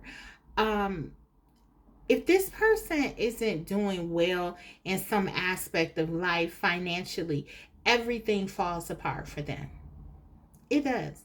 It really does. It's like they don't want to be around anyone. They don't want to talk. Everything in their life falls apart. This person likes stability. This person wants financial security. This person needs to be the emperor, wants to be the emperor. This is someone who's very ambitious. As I said, I was getting very strong Capricorn energy, but they could also be an Aries or even a Taurus with this, with the emperor. But yes, very strong earth energy with the Five of Pentacles. This person feels some kind of deficit, guys, and they're not coming to you because, listen, there's something not going well for them. Now, this also could be them feeling a lack of power. Okay, let me explain. Like I was getting, like, how your person wants to kind of be in control. We talked about that, and we see why. The emperor, okay, that's who they are. That's not like an adopted energy. That's who they are. And I feel like because they feel they're losing a little bit. Sorry, motorcycle. Sorry. They're losing a little bit of their control in this connection with you, because they weren't supposed to have a broken heart. They are saying to themselves, probably, I didn't sign up for this. So whatever has happened to you, like in your connection, let's just say it was the scenario where they had the energy of, okay, first I'm in love, everything is great, and then they realized what was happening, which is that they were letting down their guards, they were getting close to another human being, and suddenly they panicked and said, wait a minute, I can't do this. Let's just say that was the situation, and they bailed, they ghosted, they ran away, they created some kind of trouble, whatever they did, and they left. They're still brokenhearted. They haven't been able to escape these feelings, so they have a problem. For some of them, this could be something going on in their life that has nothing to do with the connection. But for more of you, I feel like it's a combination of both. There could be some struggles that they're going through personally, but also I feel like there is a sense of being out of control, which is a deficit for them. Emotionally, they're out of control with you. And that's why they're not coming, because they're trying to garner some stability, balance in their life. Okay. And they feel like staying away from you can get it. But I feel like they're learning that's not so, because they're still feeling the pain here. Okay. Let's get some more.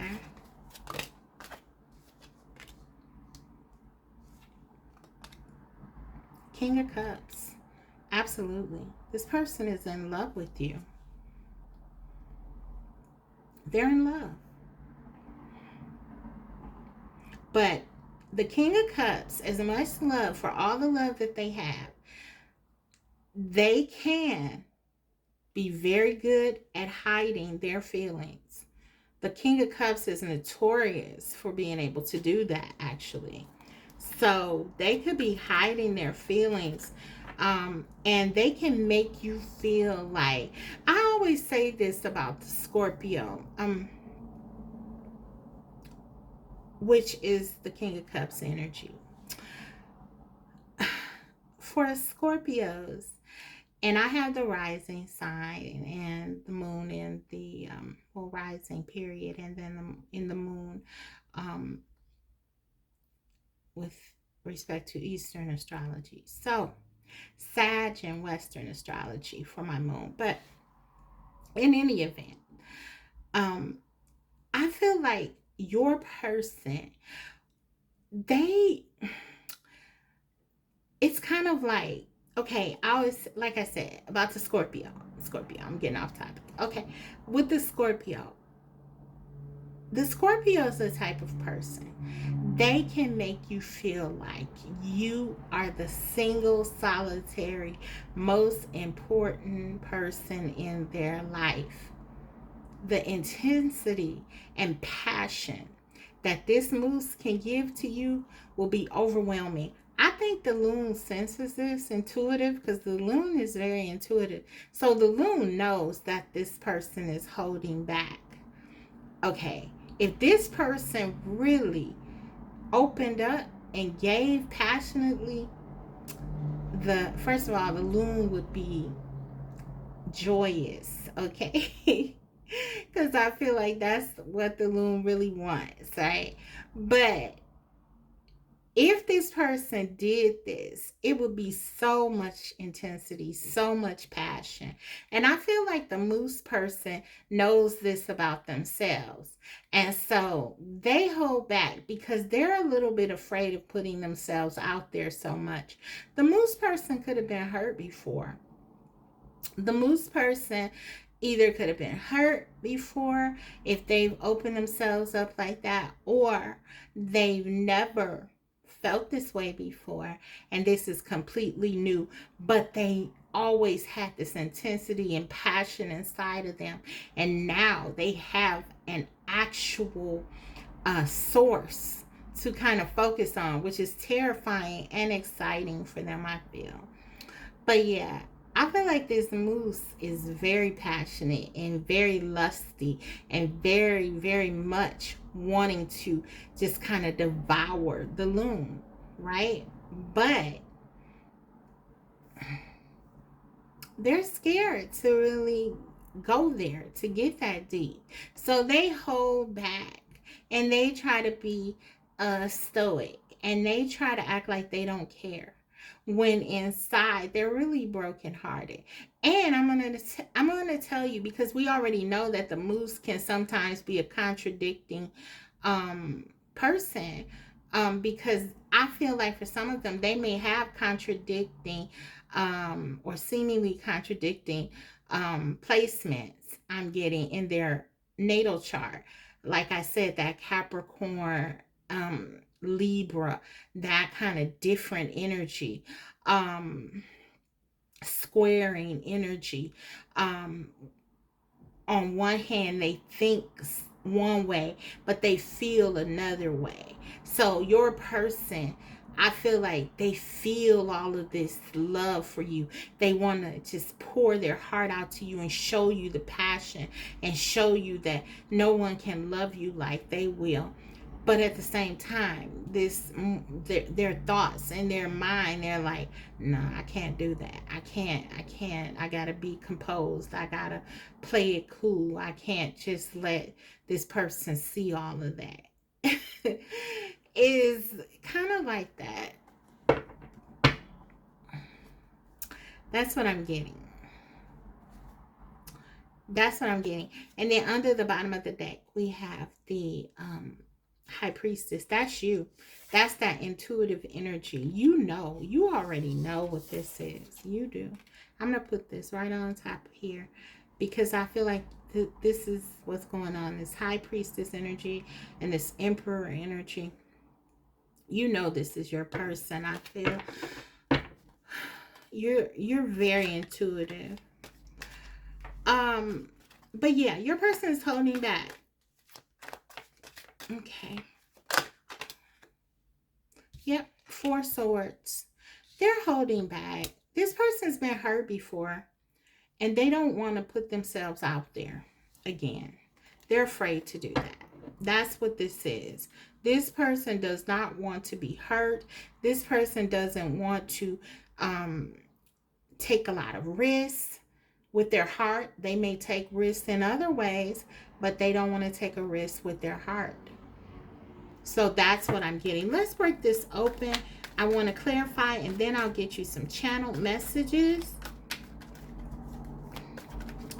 And then I'll get you some guidance and then close your reading. Okay. Five of Pentacles, please, Spirit. Nine of Pentacles. Yeah.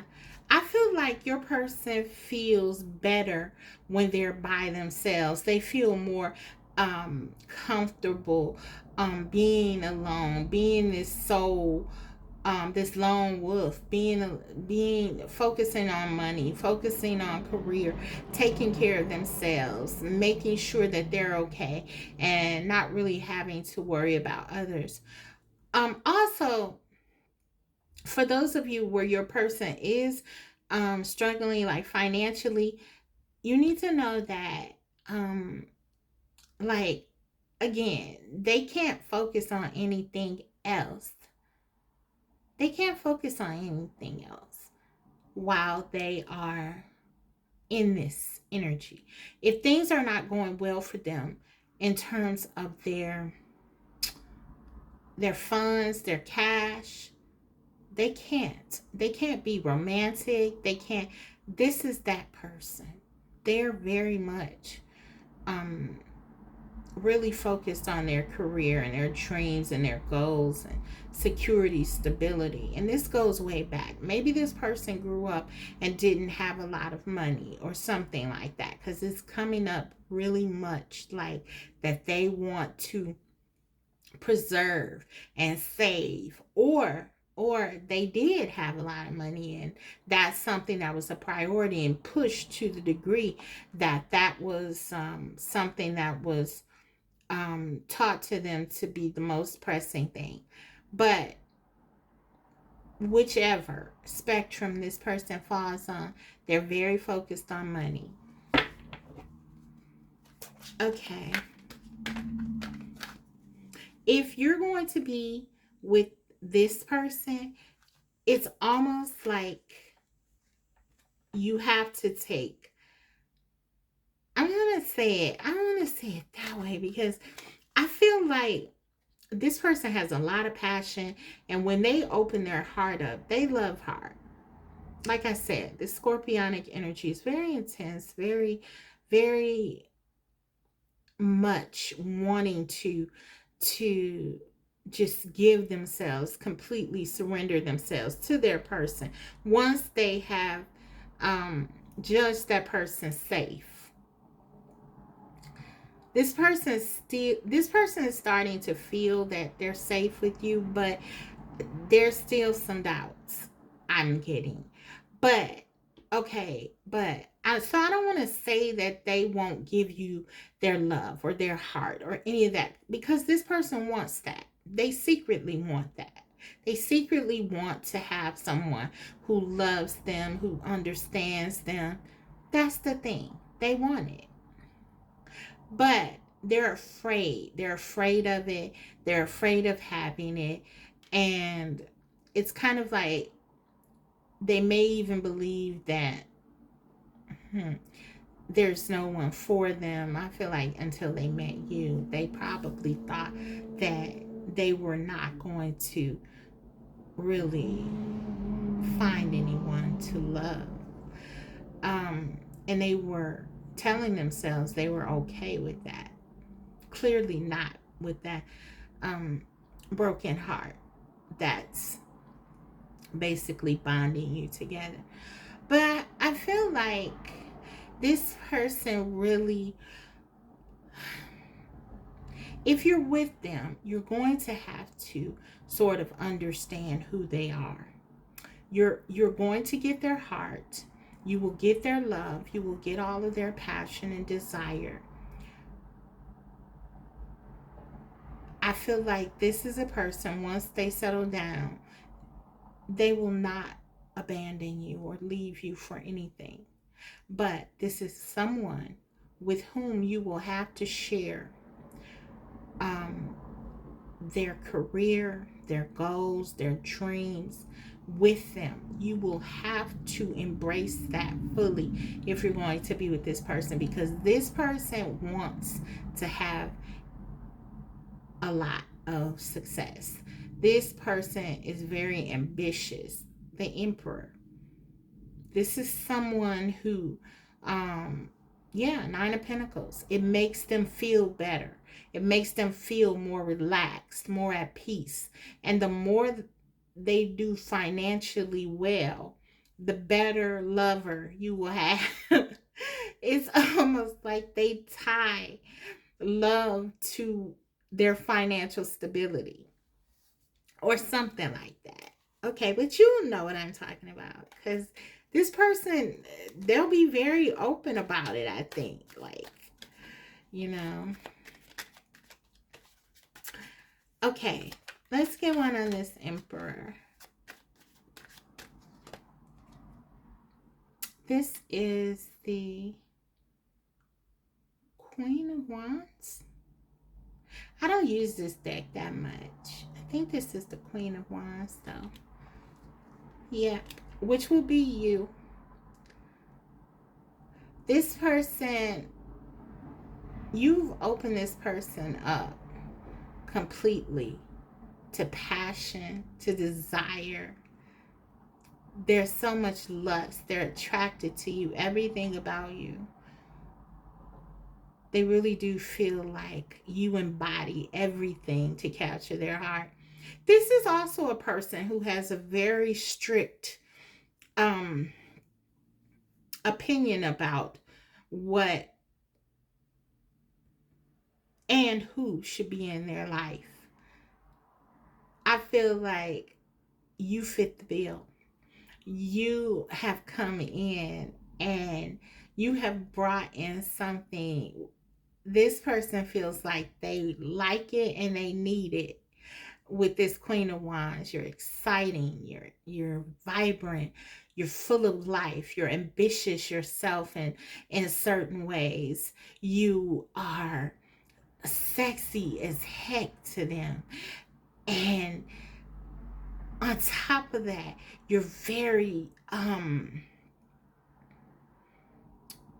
you're passionate and you love life. You're generous, you're kind, you're caring. You're very complimentary to this person.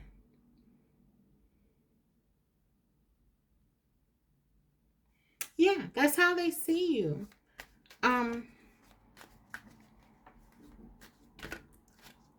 This person, though, I'm getting, they could see you as someone who may be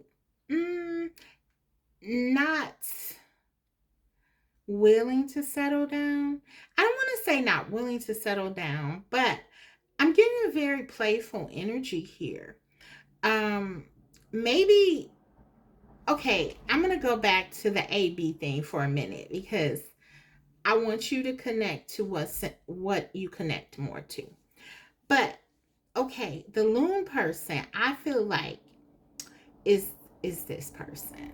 And the loon person, the I feel like part of the way the loon navigates their world.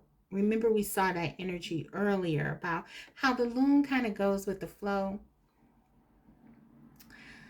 The loon can maybe not be, the loon may hold back too. We talked about that. But I feel like as a defense mechanism, the loon may not show exactly how much they want this. The loon may not show the moose their full passion because the loon kind of has their own fears, rejection, being hurt. So I feel like the loon holds back, and the loon may go have the impression like, okay, if the emperor or the moose disappears, they may just be like, okay, well, I'm not going to, call them. I'm not going to, and this could make the moose feel like the loon is kind of unpredictable or maybe not even very interested at times. I'm picking up on something like that. Interestingly, although I feel like the loon is very loving and giving, the loon with this high priestess can be very mysterious. The loon is not someone who is very open emotionally either. I think the loon all has very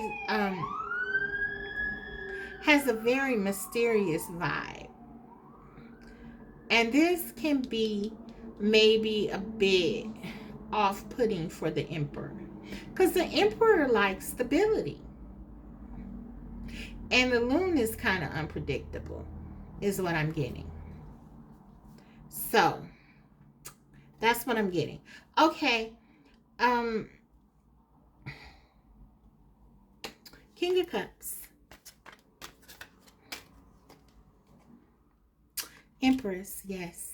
That, oh my goodness. We got the Emperor and the Empress. This is love. This is love, guys. This is your person. This is your soulmate. This is your twin flame. This is that person.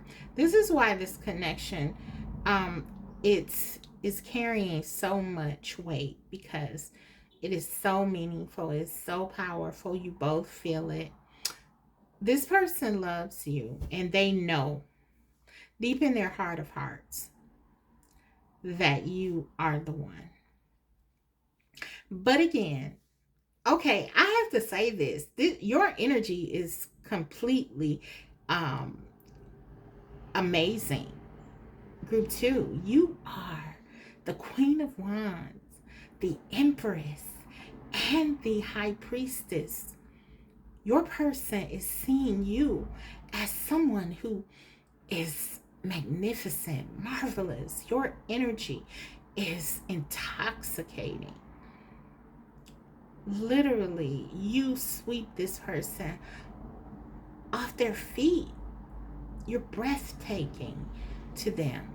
Your energy is something that they never have experienced before. They can't find all this in anybody else. And it's like unreal. That's how they see it. It's like, this cannot be real. But it is. It is. It's beautifully crafted by the divine for you two to be together. And you fell into one another's path. And this is a wonderful opportunity to be together and have this love and experience it. But I feel like both of you are pretty much afraid of one another for different reasons. But this is very clear. Your person feels like you're the one. And they're not coming to you because, again, there are some concerns, I feel like, with giving their heart in general, but also feeling like they're losing some kind of control. You're the Queen of Wands, and now we can see. And the High Priestess and the Empress. This person knows that once they open themselves up to you, you already know them. You already know things. You sense things with this person because this is your person and they know it. This person feels like they are holding on to the last strings of some kind of control, but it's very clear that they're losing the battle. Absolutely, this person will be reaching out to you. Absolutely. We have the Eight of Swords. The Four of Swords is being clarified by the Eight of Swords. Here, this is good old-fashioned fear. Your person is afraid to be stuck holding all of these emotions. They're in their head.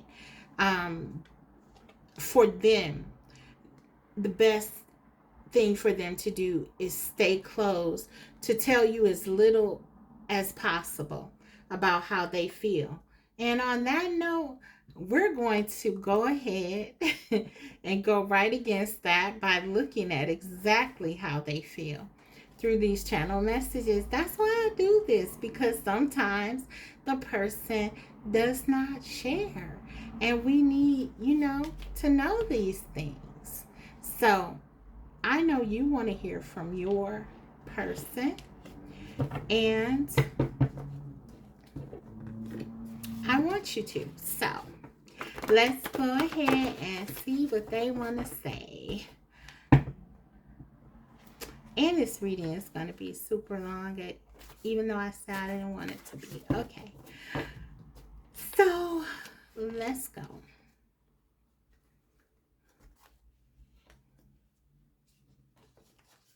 What do they want to say? This is why they are silent, because they just feel like they're trying to hold on to some semblance of control and not give in and surrender completely to this love. For some of them, they could have like some financial concerns, worries focused on that. For others of you, it's just they're afraid. They are afraid of you kind of having them right where you want them, with this Eight of Swords next to this Empress. Okay. What do they really truly want to say to you? What do they truly really feel in their heart of hearts regarding you and this connection? I can't hide from this love. Exactly Do you see? They're trying. They try, but they can't. They're losing this battle. They're losing this battle. I'm telling you, this person is in love. The Empress, the Queen of Wands. When this person lets go, you feel like this person is very restricted. When this person lets go, it's going to be like a locomotive. Like, oh my God, so much passion, so much desire, so much love. Wow. Wow. This person loves so hard, and they are going to give you all of their love. This is magical love. This is wow. This is wonderful. This is wonderful. It's one of those connections where it's hard to get this person's heart. It's hard to kind of connect, but it's one of those situations like, you know, what's really great is not going to be easy. Forget about those people who tell you that great things just usually happen and it doesn't take a lot of work. I'm gonna tell you, I feel like I've accomplished a few things in my life and none of them were easy, right? That I really, really wanted. This connection is not without obstacles. But, but, I'm telling you, it's so worth it. It's worth it. You know it. You're the Empress and the High Priestess. You already know. I can't tell you nothing. Okay. I still see my future in your eyes. Oh my God. This is what this person wants you to know. You are still a part of their future. They see themselves with you. You're the only person that this person sees themselves with. They're not telling you that, but it's the truth. It's like when this person sees himself with a family in a house, going to sleep at night, holding someone, it's you. It's you there. Okay, I'm just gonna tell you, baby, you know my heart. Oh my. See, what did I tell you? It's like you have this person's number. You already know. Why are you here? I mean, it's like you already know that this person adores you. Yes, they're not reaching out to you, but it's almost like I'm almost getting like this thing where, look, I know it's hard, and I'm not gonna pretend that um it's not. And let me show you this strong Capricorn energy under the bottom of the deck with the Eight of Swords. This is in Capricorn. This is like Gemini, Aquarius, Libra energy. But remember, I told you Capricorn, I was getting this is the devil's energy that says I'm trapped. Your person is stuck in a way of thinking, a way of doing things with that Emperor. It's not easy. This is not an easy person to deal with. I'm not going to make light of it in that way and try to tell you that it is. But I will say this person's love for you is really, really real. I want forever. When this person gives you their heart, you'll have it and you'll have it alone. I feel like that. You know their heart. This person feels like this is someone who they have their ways, but they're all about this love. They're all about you. And when you guys, if you guys can work it out, figure it out, come together, it'll be phenomenal. And I should add that if it doesn't work, one of the things that is very strong here, it will not be outside people. I don't care like what your situation is. If this doesn't work, it will be an inside job. That's the only, you and this person, you're the only two people that can kind of come between this love. That's how strong it is. That's how powerful it is. If you guys come together, channel this energy and say, no one is coming between us, no one will come between you. And I feel sorry for the person or people who try.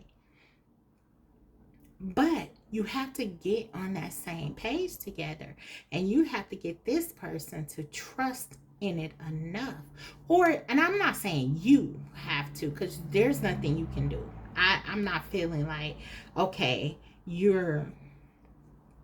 what I meant by that is that they're going to have to open up. And they're going to have to work on themselves. Get out of this devil's energy.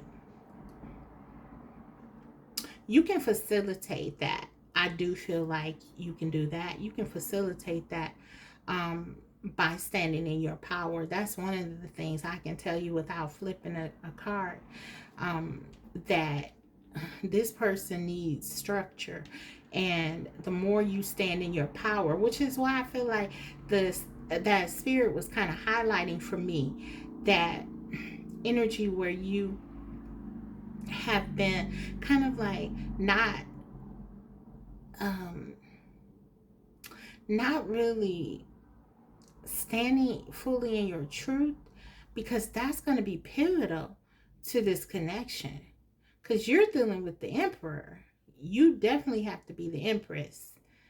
And you definitely have it in you. You're the empress and more, the queen of wands. And you're the queen of wands and the high priestess.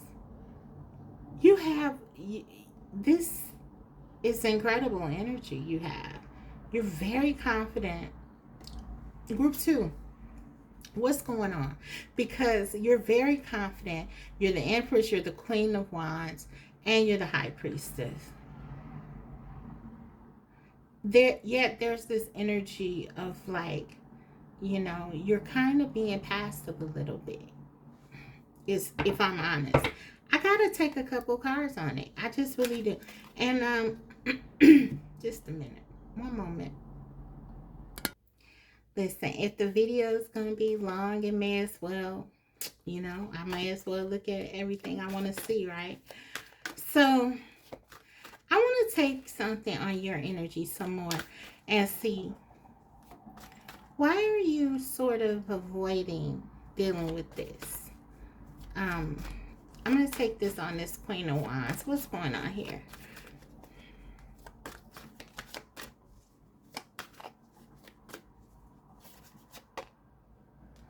Four of Coins.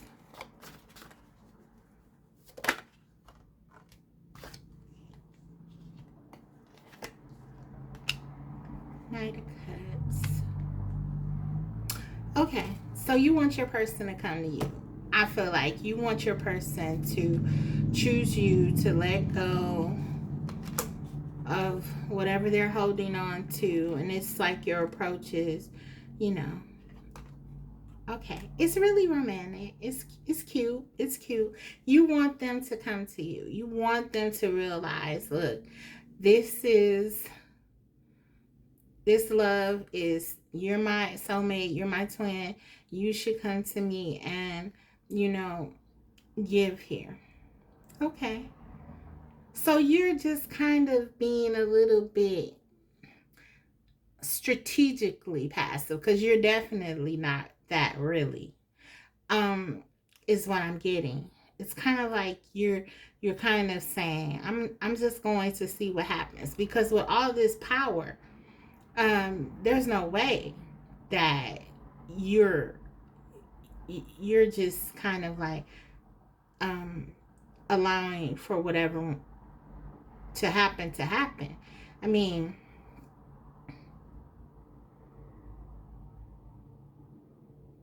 you're just not.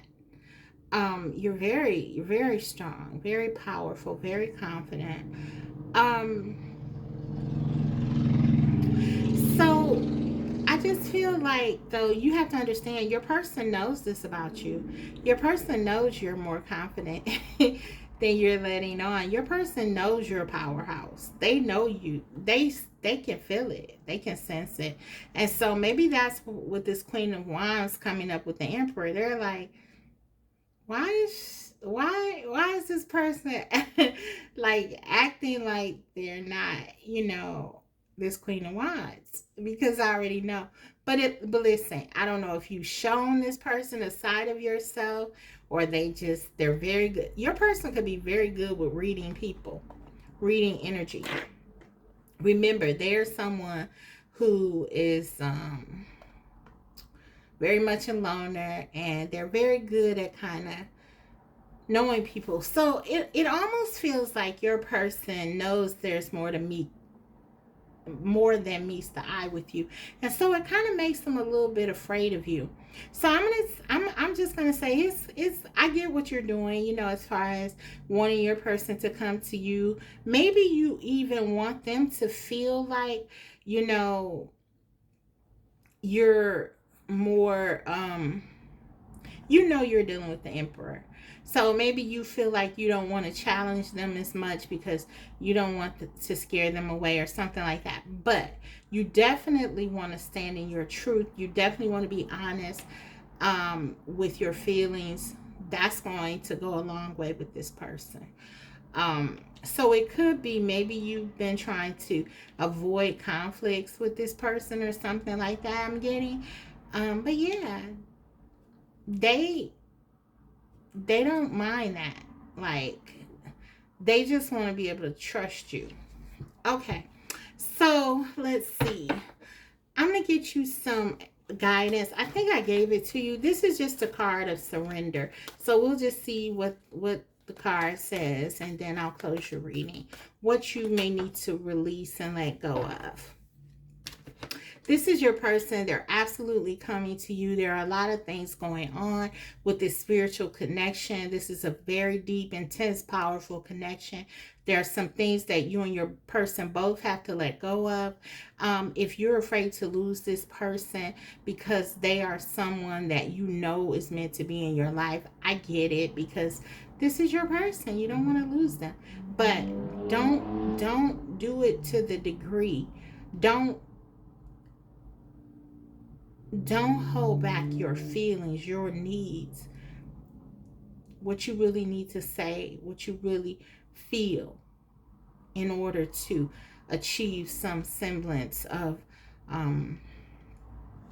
balance, because it's going to be important for you to be authentic. You both are being pushed to be more open and authentic with yourself, because it's almost like your person is saying it's something about group 2 that I can't figure out, and this person, that can make them hold back from you, you see. So okay, let's see what it says. Surrender. Now, I'm just giving you what I feel. You gotta do what's best for you, honey. So I'm just saying, that's just what I'm getting.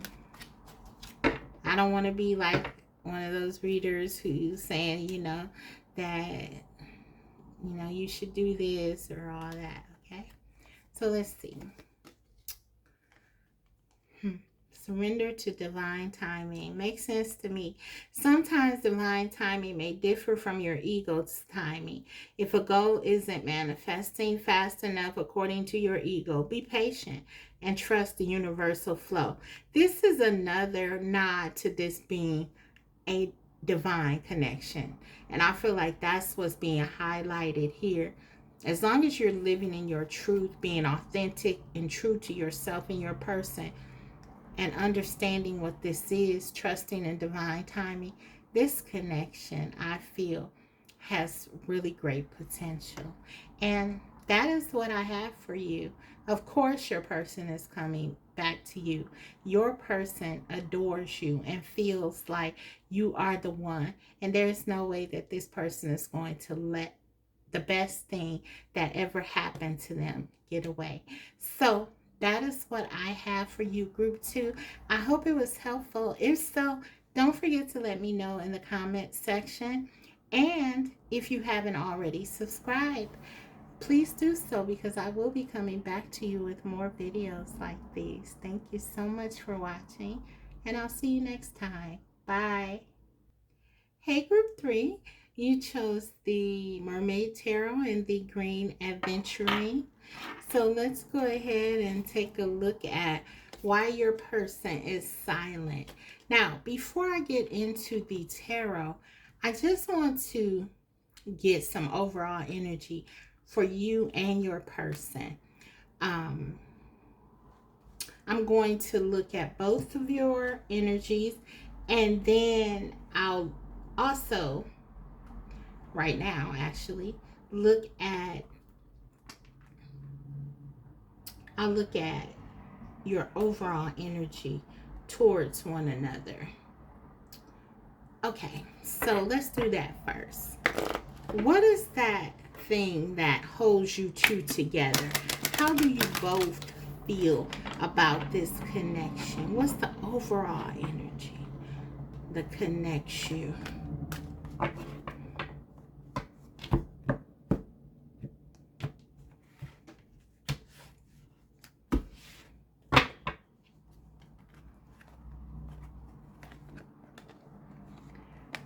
Wow, yin yang. You both feel like you're a perfect match for one another. You fit together.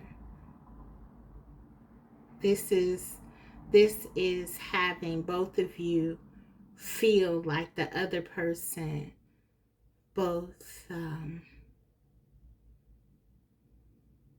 compliments you in so many ways, and it's almost like you're a perfect match as well. 22 is a master number. This is a high level connection that you both share. You could regard one another as soulmates or twin flames even. You're a perfect fit and you both get it. You both feel that. That's what that's what connects you. That's incredible. Incredible start. Okay.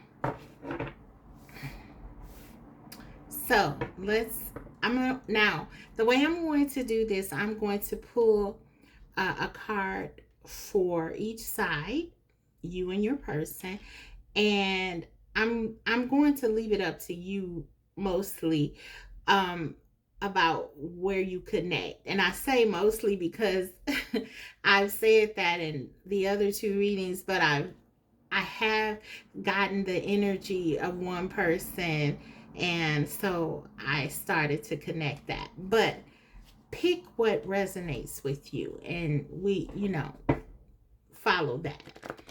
But yeah, I'll go ahead and I'll pick, and I'll call it A and B to make it easy. Okay, so person A, what is their energy? White stag protector. Okay. Let's get person B now. Raccoon, inventor. Interesting. Okay. Let me get it. Let me just fix this up. Okay. Let me read the cards. It says, White Stag Protector, you are an old soul. Your best friend is nature. Use your intuition to take you where you want to go. Awaken to the powerful force within you. You are meant to create blessings with your magic. Wow, very powerful. So, yeah, this is about trusting yourself. Very much relying on your intuition, what feels right. this is what you're being, or whoever the white stag is being encouraged to do.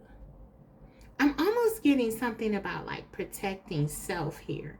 It says protector, but we'll get into it. Okay. Got raccoon, inventor. Decide on what you really want. You have the ingenuity to claim it. Avoid being the trickster and practice integrity. You have many roles and can juggle them well. Okay. Interesting, interesting, interesting. I'm getting that someone is very, very innocent, very, very much I don't know, I'm almost hearing like earth angel with this white stag energy. It's very trusting, very kind. Um Very inherently um you're this energy is someone who believes the good, the inherent good in everyone. um you take people as they are. This person, group A, see what I mean? I'm basically characterizing it as you. I'm gonna try not to do that, but yeah, for some of you this is your energy. Let's just get it out there. But um whoever person A is, they're very giving. They take people at face value. If someone says this is how they feel, they believe them, right? This is someone who's been hurt a lot, burned a lot, because their heart is so pure. They're so giving. They're so open. They're so trusting. That's what I'm getting.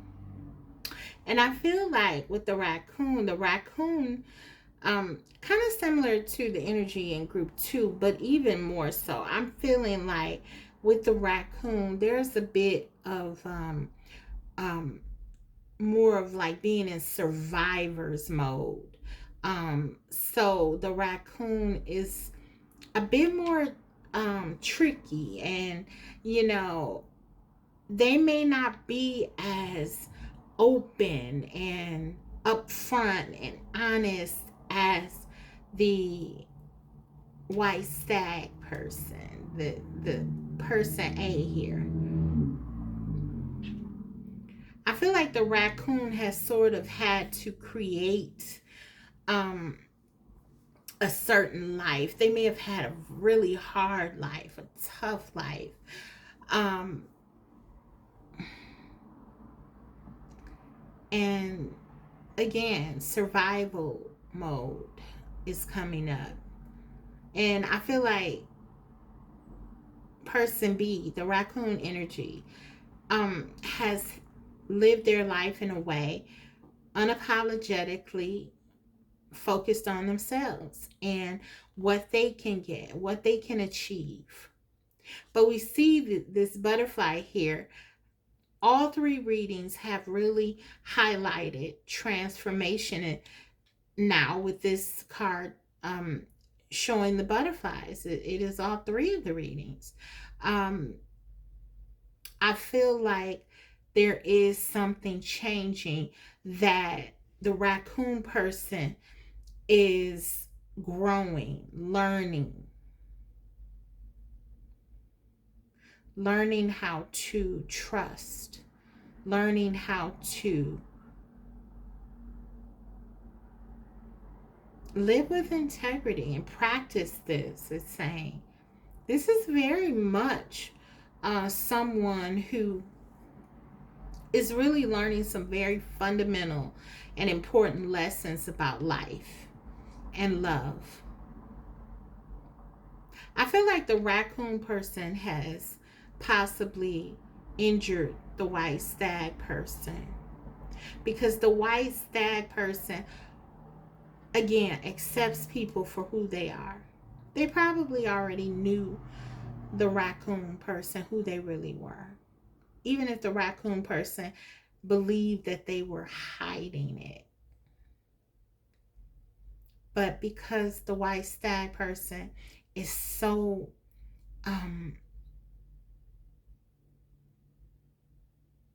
open and caring, they accepted the raccoon person largely at their word. And I feel like for some of you, the whoever this person is, person A, the white stag, they were hurt by the raccoon.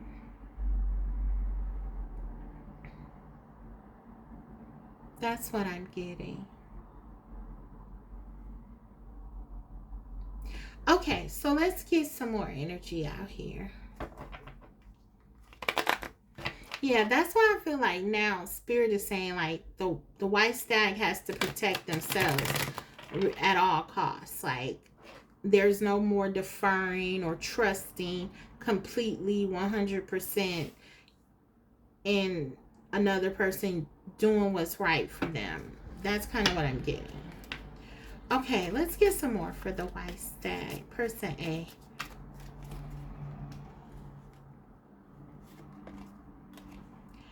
We have aid, mercy, charity, kindness. This is your energy, I feel. Like this white stag person, this is healing energy. The number 17, that's the star. You're a healer. I feel like very comfortable in saying that this is your energy. I was getting earth angel, and this person is crying. I don't know if you can see those tears, but yeah, this person has been hurt. And it says aid. I feel like with this hand, someone is reaching out to you. Could be like your angel guides. It could even be someone who's passed on or crossed over. There's something here, or the divine is reaching out to you right now. I feel like this person may have hurt you, or there is something here. I'm hearing shattered. Some kind of dream was shattered, or some kind of belief about what this was shattered. I can tell you this. I don't know what happened yet. We're going to dig into why they're not reaching out to you. But I can tell you this connection was righteous. I don't know what they were doing while they were in it. They may have not done what was best, but this connection was really real. This was not a mistake in terms of you misreading the significance of this connection. With this yin and yang here, you both felt this. You both feel this connection. But yeah, let's get some more. I want to get some more.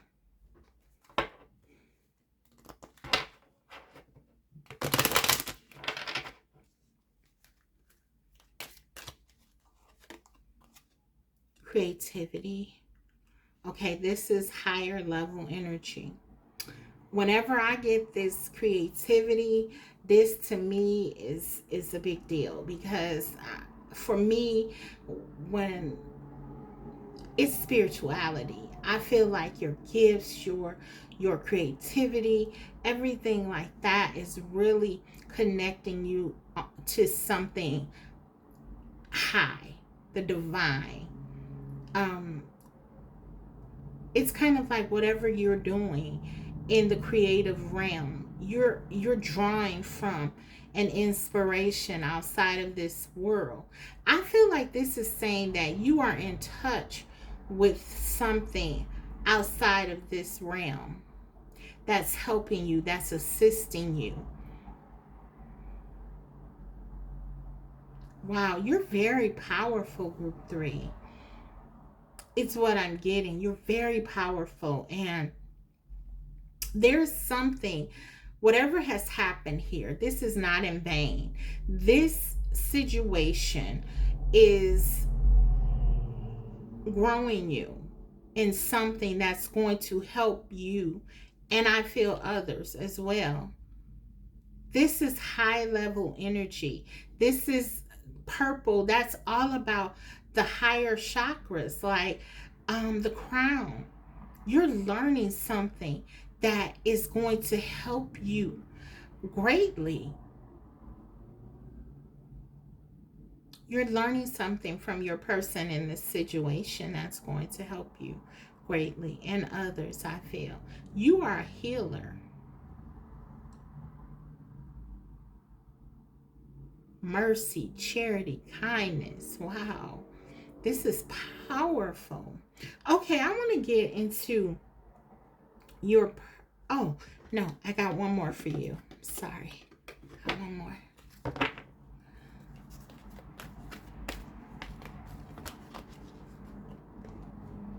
Surrender. Yeah.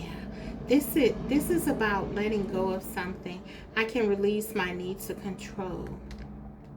This is about you letting go of something to heal. We're going to unpack it and get deeper into it.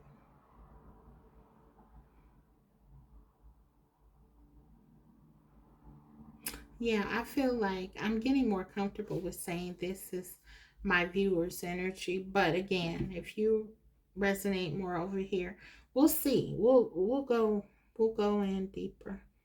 I'm gonna get. Let's take a look.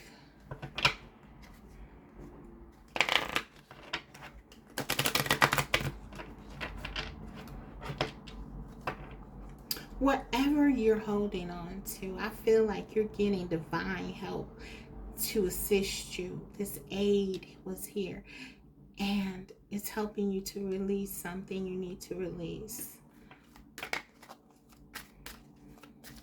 Okay, give me something on person B, the raccoon energy.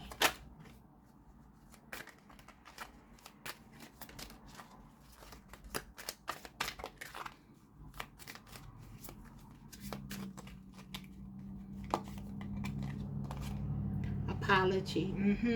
This person did something to person A, to the white stag person. They want to apologize. They know they hurt. They know they hurt person A. This person's just way of being in the world, they've hurt this person that they care so much about. Guilt, confession, forgiveness, and they want to be forgiven. Wow. They're sad, and this person is crying too. Notice both of these people are crying. You're mirroring one another. You're both hurting. This person is hurting, but wow. And I just noticed this is the 71, right? And this is 17. This is the inverse of the number. You both are experiencing the same thing in different ways. And both of these reduced to an 8. So this is about being strong. And it's highlighting how intensely strong and purposeful this connection is too, with this number 8, the strength card energy. This is a very powerful connection, and you're teaching one another something. Some really tough lessons, painful lessons, but very deep ones nevertheless. Okay, let's get some more.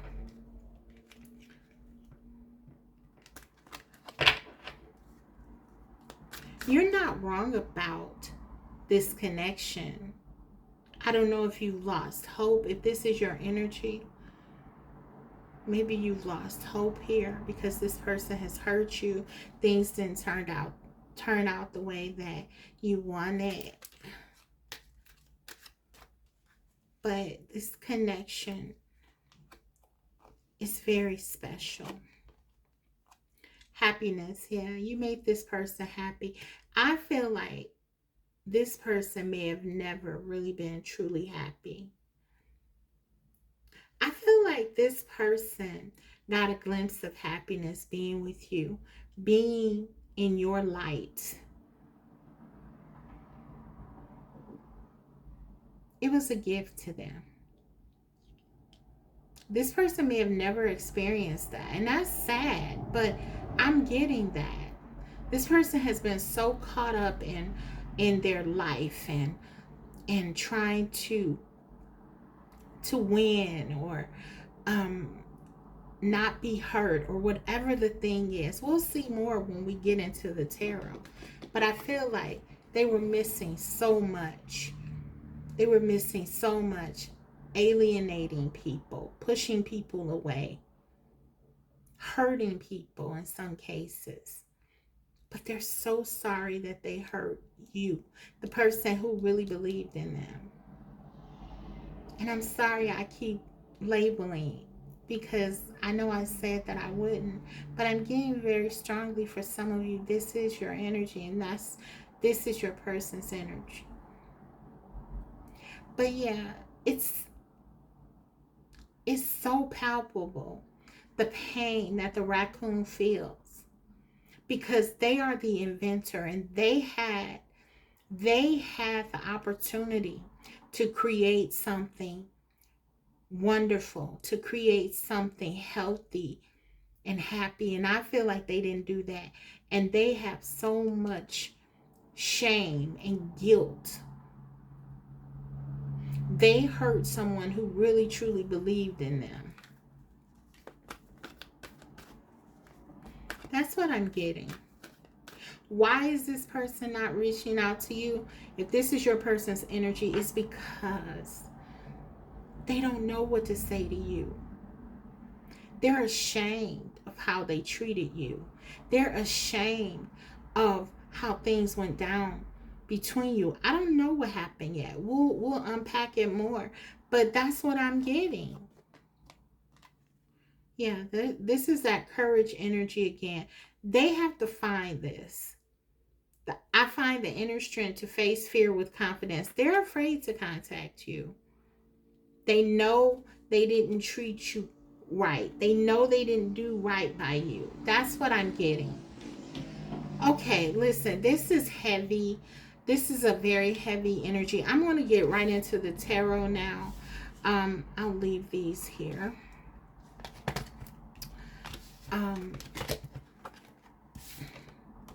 Yeah, this person, I feel like if this is your person, the raccoon, they don't have the courage to face you.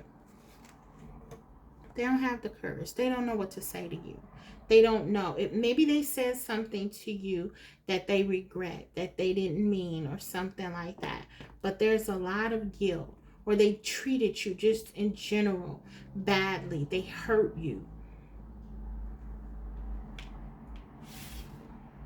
They feel terrible. They feel terrible. Okay. But this person has a lot of pride. They may even be pretending like they don't care. They care so much. They really do. They feel so bad for what they did.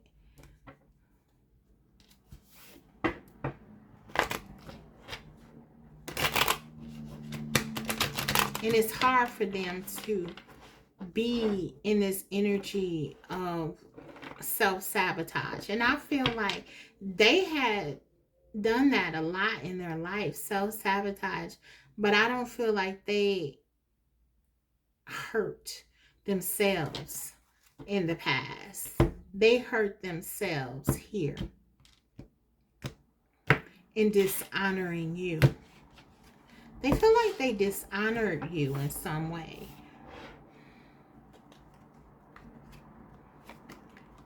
Why are they not reaching out? 9 of Wands. Yeah, they hurt you. This person, if this person is behaving like they don't care. This is an act. This person is very injured by this separation, this lack of communication. Your energy was something that was extremely healing for them. The star energy came out. You helped this person just being around them. The Emperor. Wow, the Emperor came out in one of the other readings. This person is trying to put on a brave face. King of Swords. You're dealing with someone who can be very, very, very frigid, very cold. Purposefully, this raccoon energy. It says, avoid being a trickster and practice integrity. This is someone who has not been beyond hurting others before. This person could have said something or did something out of being hurt themselves in the past. This is that energy of hurt people, hurt people. This is kind of what I'm getting. Four of Cups, yeah. This person could also be like drinking, and you know, they are just not in a good space. There could even be some kind of like depression or just feeling really badly about this. They did something or said something to you that they regret. And they're not reaching out to you because they don't know how to fix it. They treated you in a way that they feel like they cannot come back from. That's what this seems like to me. Four of Cups. There's rejection here. There was, and I feel like this is something that was felt by you. They know they hurt you. Knight of Swords under the bottom of the deck. They definitely did or said something that was hurtful. They treated you in a way that denied how they really feel about you. Okay, let's clarify. Nine of Wands. Ten of Swords, yeah. They could have walked away from this connection, ended this connection. They could have said something harsh to you or just betrayed this love by ending this connection in a very frigid, cold, uncaring way. Look at that. This is like the King of Swords again. They said something. They were cold. They were not loving. They did not show you how they felt.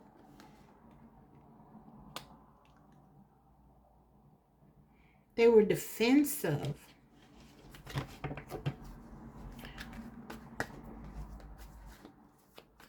The Emperor, please. One card, Spirit.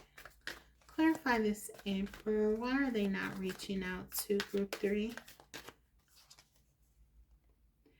Ace of Pentacles. Okay, some of them are focusing on work.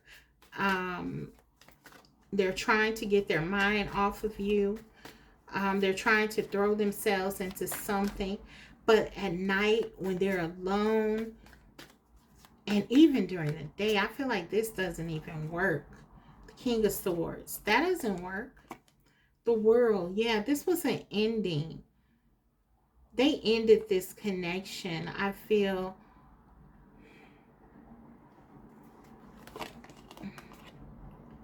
they ended this connection with the person that they know they were meant to be with. Four of Wands. They shook something that was unshakable from your perspective, I feel. They really broke your heart.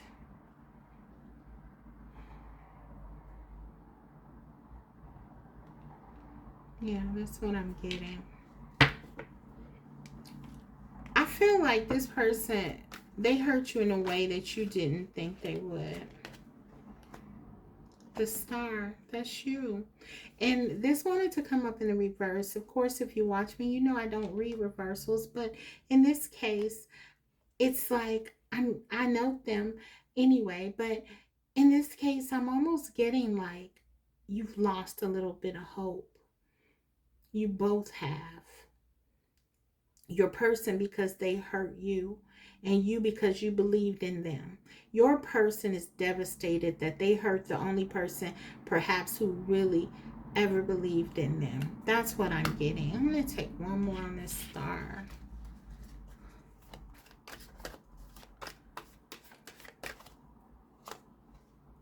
Yep, the Empress. That's you. The Empress and the star. Incredible. Incredible energy.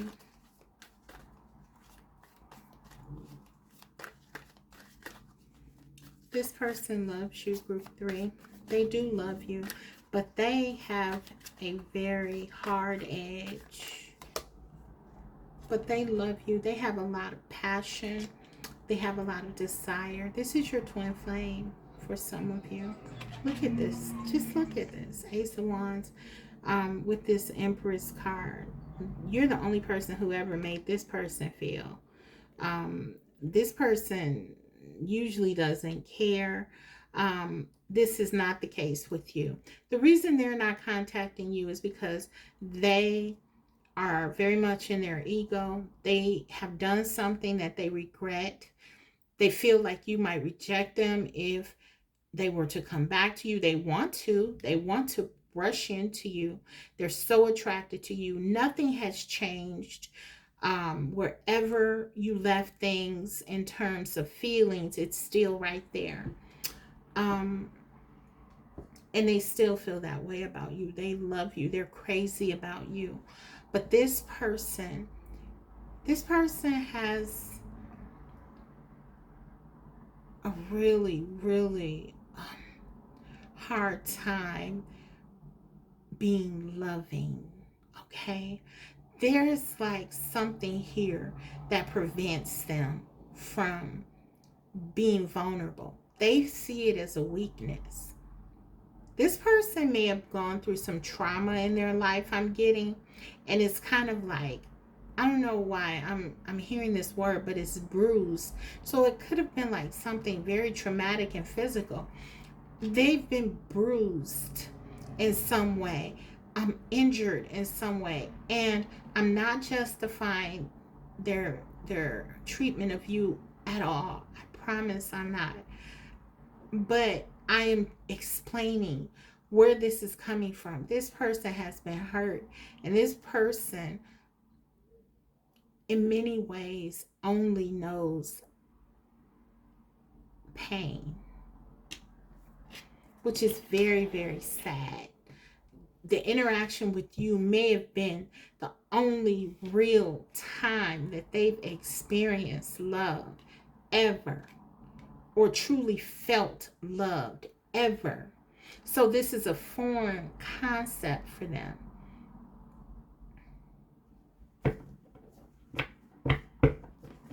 So yeah, they don't know what to say. They don't know what to say to you. They don't know how to fix this. They don't know what to say. They were never taught how to be forgiving. They were never taught how to they want to apologize, but they don't know what to say. They don't know how to be vulnerable. Okay, let's get some words from them. Straight from them. What do they want to say to you? Exactly. My past haunts me. Absolutely. It's something from their past. The Wounded Warrior is the Nine of Wands. That was the first card out, I think. Yeah. That's your person. They've been hurt, and so that's what they do. They hurt. That's what they're comfortable with. And they hide behind this mask of being okay and being unbothered by anything. This person is very sensitive, and they feel things in a real deep way. And it's very easy to upset them, and it's very easy to offend them. And even if you don't know it, sometimes they may feel like slighted by something because they really didn't have validation as a child. I feel for some of them, that won't resonate with everyone, but for some of them, for sure. And so they feel like really alone at times, like it's just them against the world. And that makes them really angry. This Ace of Wands, that makes them really angry. And for some of them, there could be a mother figure, or a female in the past who they feel very angry at. And I feel like that person, they give a lot of anger that they have and animosity towards that person. They project that onto others. So there could be a mother that they feel really upset with, or some past person that they feel really upset with, and this haunts them. And they're easily triggered, I feel, because of this. So this person may have said something to you out of a fit of anger, or they may have just treated you badly because, you know, sometimes they just want to hurt people because they've been hurt, that kind of thing. But look, soulmate, this is how they see you. They feel like you're the one, their soulmate. They feel like they've lost their soulmate now. So this person is crying, literally, just like you are. They're devastated. I want to risk it all. They want to reach out to you. This person wants to reach out to you. Group 3, they want to risk it all. They want to give up everything they've been holding back. Everything they've been holding on to. Everything that's been protecting them. You are so important to them. They think about risking it all. That's how much you mean to them. Let's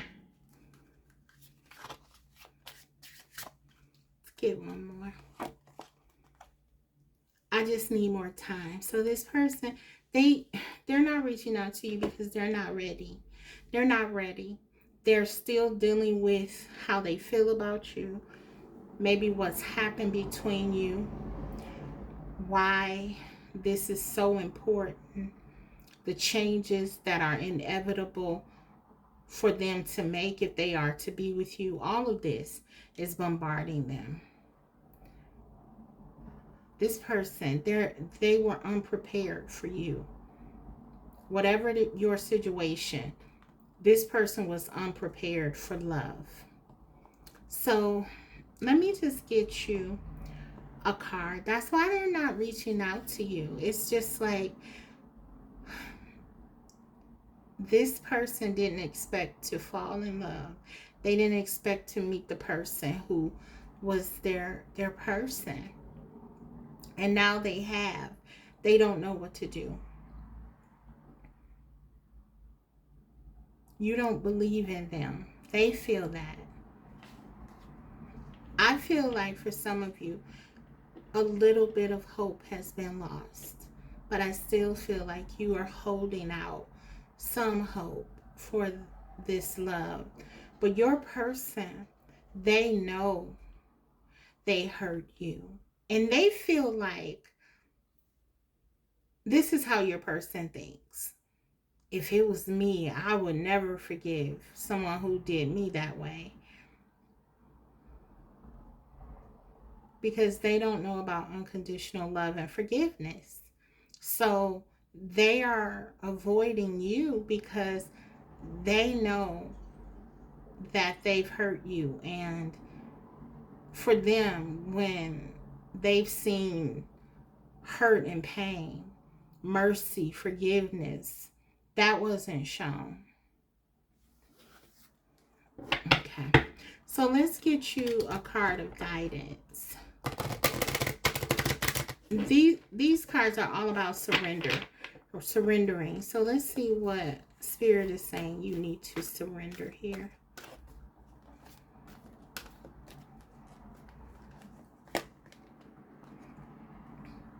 Surrender the drama. No matter how emotionally charged the situation, remain calm and don't contribute to the drama. Staying centered will help resolve the issue more quickly. Wow, powerful advice. So listen, if this person tries to pull you into anything, Spirit is saying, avoid it like the plague. Take the high road here. That's who you are, and that's what's going to be helpful. For some of you, this person may be trying to justify their decision to pull away from this connection. If they can somehow blame you or shift this, shift the narrative into something that they feel like you've done, this is easier for them to get into a space of justification. Spirit is saying, don't let them off easily. This is not about vengeance. This is not about a lack of forgiveness. You can still forgive them, and that is probably something that would be very much good for your own healing even. But this is just talking about allowing them to pull you into a situation where you are stepping outside of your character and getting into their drama. This is what makes you stand out, that you don't do that. I feel like for your person, for some of you, drama, toxicity, things like that, that's what they're used to. That's what they've seen. Those are the models that they may have experienced growing up. So your loving, gentle energy is something of it's like, really, you are this enigma. I'm hearing it's like you're so different from what they're accustomed to, but that's precisely what they're drawn to. At some level, their higher self understands that this call for them to be to step into their integrity, to step into their higher self, it is something that is connected to you. And they know that. And so they're drawn to you. And so the more that they try to run away from you, I feel like the further they get away from that healing energy, the more they miss it, the more they want it. They want you. They need you, they feel. There's a codependency here. There is anger here because this person feels like they need you and they don't like that. But yeah, all of the drama, Spirit is saying, detach from it. That's what you're surrendering. You're focusing on yourself, and understand that no matter what this person does, even if they try to, let's say, make you jealous or do something like show that they're living their best life, Spirit is saying, don't entertain that. Understand what this is, and don't connect to that. Be strong. Be courageous. These, it looks like with this card, we saw that courage card. You help your person by standing in your power. You help them to kind of see that there's a different way to be. I'm getting. there's a different way to live. Not everyone they've been with is toxic, and that's not the only way to be. Okay. Um, these cats, these big cats in the back, this is giving me like strength energy. So I feel like the stronger you are, the more you're able to stand courageously and not be pulled into the drama here, not allow yourself to be swept up in emotions. This is going to be the best thing for you and your person. This is your twin. This is your twin. And this is not to say that you don't honor your feelings. I will never tell you that. This is not you pretending that you were not hurt. This is you embracing those feelings, but not allowing them to change who you are. Because you are beautiful and your person knows it.